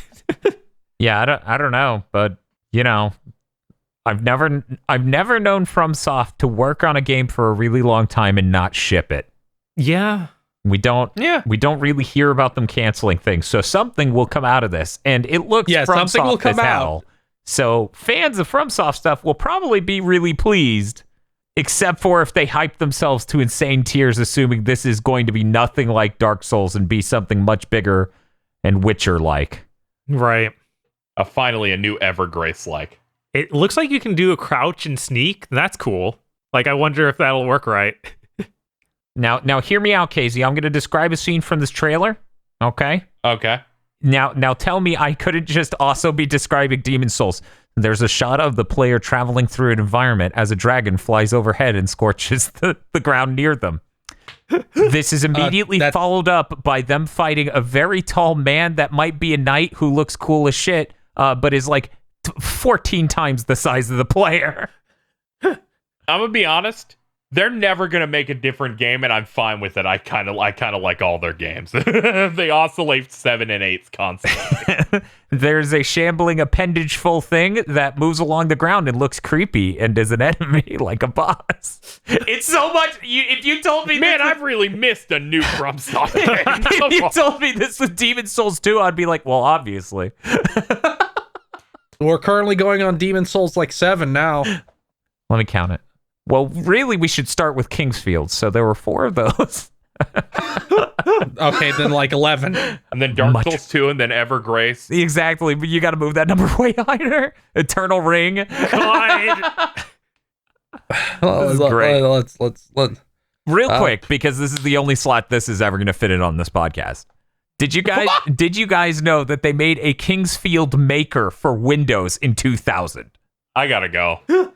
No. Yeah, it's like an RPG Maker, but for making Kingsfield. Specifically. Sword of Moonlight, Kingsfield making tool. Yep, Sword of Moonlight. God damn it, FromSoft. It also includes a remake of Kingsfield, which doubles as a sample product. It's pretty funny. But yeah, we should move on. This looks legitimately cool, though. Very excited to hate this game when I ultimately push buttons and watch as it plays out. I know Sekiro kind of opened things up, made them bigger, so this seems like it's going beyond that even. Yes, yeah, definitely. Like, I have issues with the difficulty spikes in Sekiro and the stuff like kill this boss 4 times in a row. because you have to drain the health bar over and over again. But traversing and exploring, I adored that aspect of the game. So if this has any level of that, I'll be pretty pleased. Guys, this trailer woke me up a bit. I'm starting to come to my senses again. Did I order Power Season 1 on Blu-ray? Unfortunately, yes, Dan. Did I also order Power Season 1 on Blu-ray? Oh my god, Casey, why did you You can still hit the cancel button, Casey. It's there. You should probably hit the cancel button. It's okay, I'm a coward. I didn't actually buy it yet. You haven't paid me yet. Oh, okay. Okay, Hey, good. Hey, Phil, what else is up in news? Oh, yeah, this. I had a fucking... Epic acquires Mediatonic, Eldritchian Sorcerers, and Barons of Hell, developers of Hell, Fall Guys. They develop Fall Guys. You know, when I read that, I thought those were different developers each. Like, there's one called Eldritchian Sorcerers. Right. Holy shit. Every time there's a game that's hugely popular and makes a lot of money, they have to own them. Yeah, I guess so. It seems like they're buying any of those, like they bought Rocket League and then they bought this. So like any big thing that is everywhere, they want to buy. Like I would not be surprised if we found out they attempted to buy Among Us at some point. I feel like That would be really funny. I feel Here's $40 million, these 4 people in a basement. And see, that's the thing. Among Us, I don't think they do cosmetics or anything like that, like Fall Guys and Rocket League do. Yeah, they did one cosmetic that's just Jeff Keighley's face as a mask. Yeah, I was like, of course they did. Jeff Keighley. That was Jeff's like, yes, I did it. that was really good, actually. So, how long until Epic does what they did with Rocket League and just make it so you can't buy this on Steam anymore? They specifically I think they specifically said they weren't would, going to do that. but who knows? Yeah, I know. And I was like, so how long? Yeah, basically. Also, Fall Guys does have cosmetics, apparently. I just checked right now. They have like skins and stuff. You mean Among Us? Among Us. Yeah, Among Us. What did I say? Fall Guys. Fall Guys. I'm like, yeah, we Oh, know. yeah. We, Hell yeah, we it spent does. $10 on day one. It Yeah, we bought the fast food pack. was a good It pack. was very good. Yeah. It was a good pack. This is the most insane story of the week. I'm baffled by this. Okay. Crystal Dynamics has responded that Avengers, it is a game with a level cap of 50. They will be increasing the amount of experience you need to get from level 25 to 50. They have given a date on when this is going, or not a date, but they gave a time frame on this going to happen and said, if you're not level 50, get there. What? Yes, they literally said, people said our game was too grindy. We're going to make it grindier. Yeah, I don't. There's some disconnect here because it's where I'm like, maybe they mean like, there's got to be something. There's got to be something because it's too crazy. I have to find the exact quote because it's like from another planet. Yeah, that sounds like it's just they translated it wrong, but no one should be speaking anything other than English. Yeah, I Where don't. is I it? don't I just saw understand it earlier. I watched that fucking Hawkeye trailer again. There's like 3 Hawkeyes in that. There's like old man Hawkeye. There's like skinhead Hawkeye. Now I need to level up each one to level 50. Hey, how else are you going to defeat the Maestro? Okay, let me read their play Vengers. Since we launched last September, our balance team has been evaluating the experience curve from leveling from 1 to 50 and will be making some changes to address 2 core issues. The current XP curve isn't really a curve at all. In most RPGs, the amount of XP you need to level up increases as you gain levels in a curve, but our system is a straight line. This led to pacing issues such as skill points currently being rewarded too fast, which may be confusing and overwhelming to newer players. We lied. We want each decision to invest in a skill or heroic to be more meaningful. Based on these issues, we will be increasing the amount of experience needed to level up, starting from around level 25. This amount will increase the closer you get to level 50, so it will take longer to reach higher levels and will only affect character level, not power level. If you already have level 50 characters, which is the current maximum, this won't affect you. If you have a character who isn't level 50 and want to speed up their progress, take this time to do so before the update on March 18th.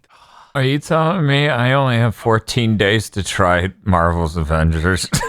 Okay. So my understanding here is you can max it really fast. So they were looking to make it like a real level curve. I don't understand. Except the number one complaint in the game, like the number one complaint about Avengers is that it's already too grindy and there's not enough content. So your solution is make that problem worse? Like, are you trying well, the difference here is they're not addressing it. I thought they were like, we're responding to people saying it was too grindy by doing this. I thought that's literally what it was, which made it seem insane. It's still insane. Yeah, they're just ignoring it. They're making the problem that they know they have because it tanked their game worse.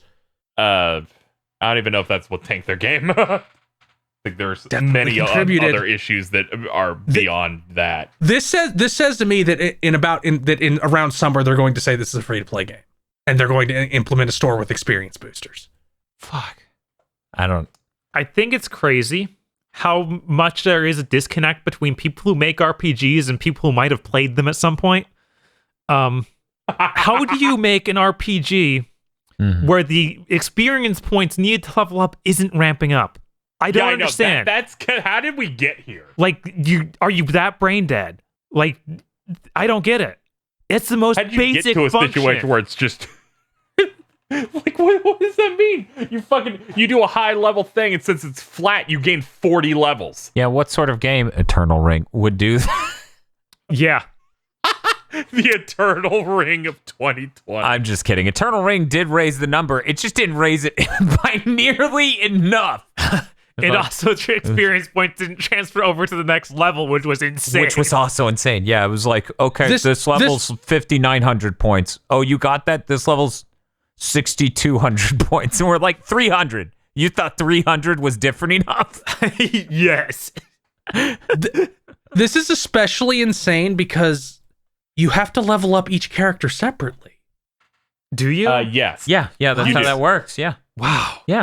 Yeah, that's crazy. So it's just like, what are you doing? I still think a fundamental concept with this game is why it failed, but I digress. Yeah. Yeah, I mean that and also the characters they were using, because there are 3 villains in this and they're all not that great. What's wrong with MODOK? Yes. It's MODOK, Taskmaster, and fucking Abomination. Who? I forgot Abomination was even in Abomination.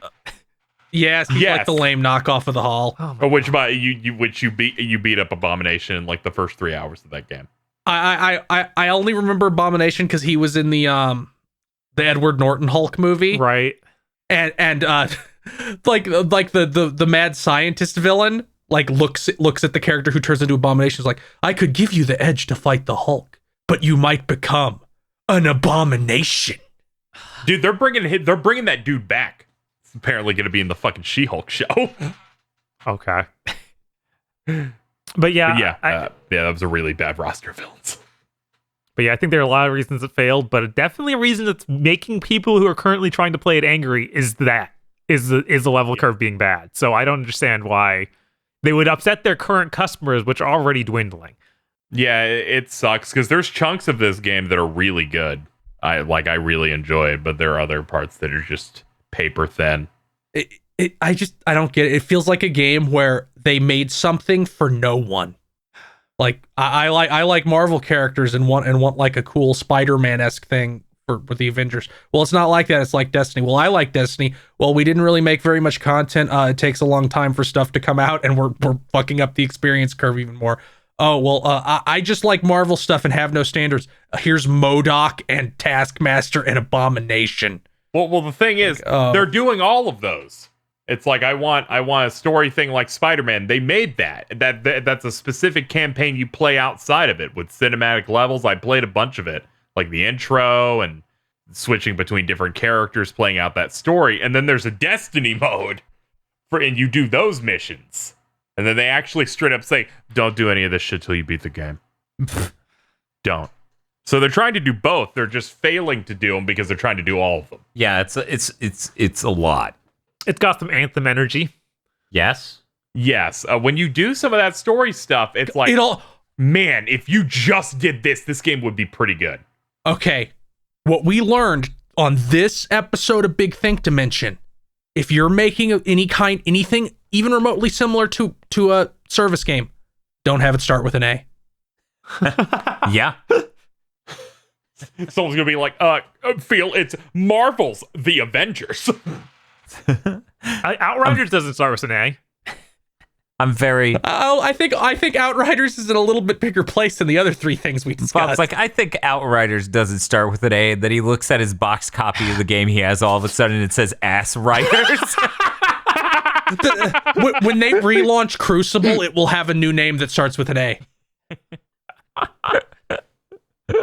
don't talk about Crucible. Yeah, let's not talk about Crucible. Let's get to the next news. Miriam Ryan Gosling faces into action in Mighty Fight Federation, a 3D arena fighter that seems kind of bad. I put an animated GIF of her reveal that they used in like the PlayStation post. It looks a little bit comical. I'm gonna open how it bad now. it I looks. haven't looked at it. New warrior approaching. It is a Ryan Gosling. It's like Source filmmaker-esque. Okay, so I've Like it just has like, here's the model with no shaders or anything applied to it, completely unmoving as it does a rigid animation. So this is like some 3D action fighting game. It's like a 3D arena fighter. So here's the thing, you guys. This is $30 on Steam. Jesus. It came out 3 days ago. Oh, I know it didn't look like it. right. I was like, oh yeah, this must have come out like 3 years ago. This must have been a 7th gen game. And Must be Yaiba. so $30 to get this game. Who knows if Miriam's free when she gets at it or whatever.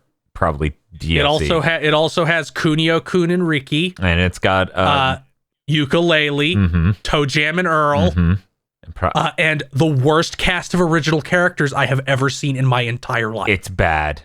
Here's how bad it is. There's a werewolf wearing shitty shades, which could be funny, but he's fucking shredded, and he has a really tight shirt that says Swole for Souls, and his name is Heckbane.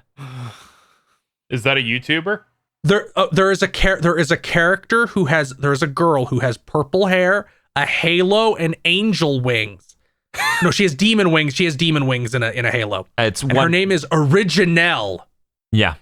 The joke being that she's a shitty original character that is a demon angel. Yeah, because she has one angel, one demon wing. There's a robot that has buzzsaw hands. It's called Killbot.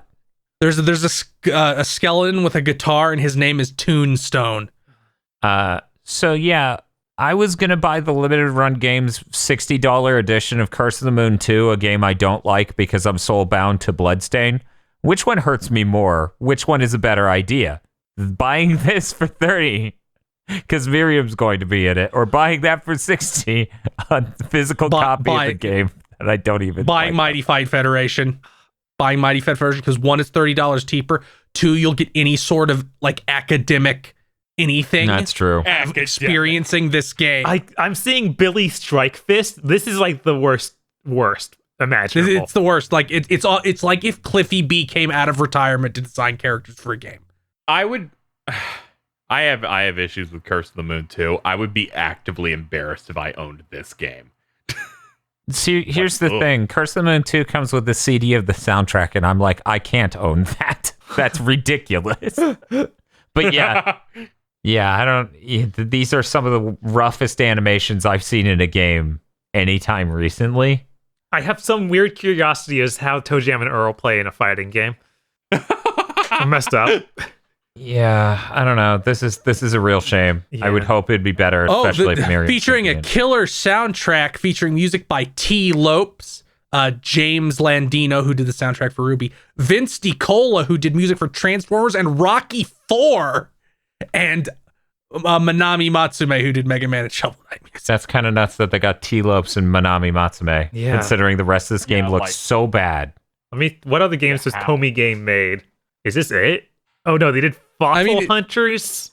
I've never heard of that. Use Your Words, and then this is their third game. It looks like it's like how Soul Seraph got Yuzo Koshiro to do one song. Soul Seraph's a much better game than this, so I would ask that you not compare it. That game sucks. This game sucks so much harder. Use Your Words? So, this guy seems to be the final boss of their game. This glowing purple galactic dude. Yeah, his name is Hyperion, and the plot is that he just pulled all these people from different dimensions to have a big fight so he could be entertained. They didn't actually want to come up with anything. So it's like, here's a glowy man. I just think it's funny that it's like, what are the other games they worked on? It's fucking Use Your Words, the game designed by Bruntal Floss.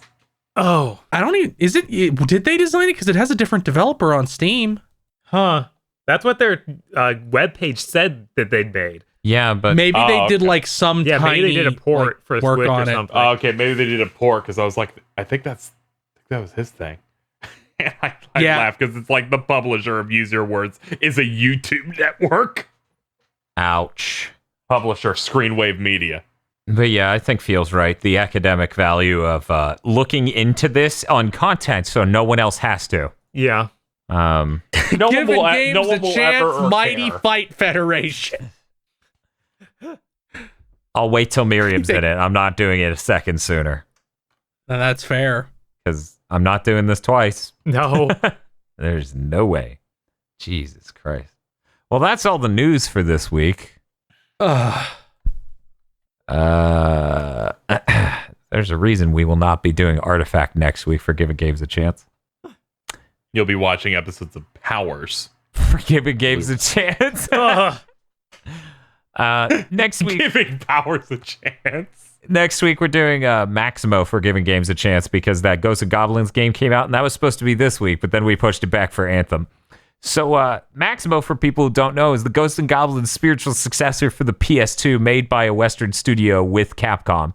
Please look forward to that. Also, I think it was supposed to come out on the N64 and then didn't. It got pushed to PS2. Oh my god, I wish you told us that before the video! That is so relevant! Oh, you already recorded it? Yeah. Because the first thing I said when I touched the game in like 2008, because I played it way late. I'm like, this seems like it was designed for the Nintendo 64. I'm having a stroke. We say that in the video. Yeah, we say that repeatedly in the video. We're like, this comes across as like a 5th gen game that just got polished up a ton for the PS2. Oh. That's exactly what happened. Jesus fucking. Anyways, I'm curious in trying the sequel because it was apparently made by the Japanese branch of Capcom. Oh, and we didn't know that. Came out 3 years later. Yeah, Maxim. It was made by Capcom Production Studio 8. Oh, that's cool. Even if it's the Devil May Cry 2 team, that's better than this. Spoilers. Anyways, do a stinger. Maximo. You don't even know, Casey. You have no idea. Watch that video. I played Maximo from Ghosts to Glory. Okay. Yes, okay. You know the stinger that's in that. I owned it because GameStop always had it for $1.50. Please enjoy the sticker. I think I have it in my closet, and I'm like, I don't ever want to play this again after playing one level. And on Tuesday, we have coming out the analog gaming for Dungeons and Dragons Tower of Doom, the George Kamatani Capcom arcade hack and slash running on a Sega Saturn. That game is cool as hell, and if you play Dragon's Crowd, you're going to have a stroke. Aside for that, more dreams. Anyways, KZ, what are you up to in the next week? Unless something terrible happens, I have already begun streaming Kingdom Hearts Still I'm Dead. Starting that stream event. When did they release that Kingdom Hearts game? Kingdom Hearts Until I'm Dead? Yeah. That's the new mobile No, game. that sounds normal, so it wouldn't be a Kingdom Hearts game title, thankfully. Just put some that would be the numbers in there, Bioware title, where I'm like, oh, that's a normal word and a concept. It's boring. Disc. God. But that's I'm cool. sorry. This is reminding me, in Kingdom Hearts Melody of Memory, Okay. there's a part where they have to summarize the entire every game. No. And Kairi narrates them. Oh, no. Based on what happens in Kingdom Hearts 3, she's like, and then I disappeared. And I went, that sure is how you would describe it, isn't it? And I'm like, oh, it's very cute. This has to be E10. I lost it. I lost it when I was streaming that. I'm like, really? Yeah. Really? She disappeared right under that cement truck. I got hit by a drone missile and disappeared. I'm just imagining that she goes out like the bad guy in Who Framed Roger Rabbit. I'm just thinking she despawns after Leon Kennedy shoots her with the Mind Thrower. No. The Inquisitor from Dragon Age Inquisition makes her get covered in green light, and then she just stops moving and darn despawns. I don't want to think of RE4 mob where it's Xehanort. Oh, that sounds incredible. T-poses and then disappears.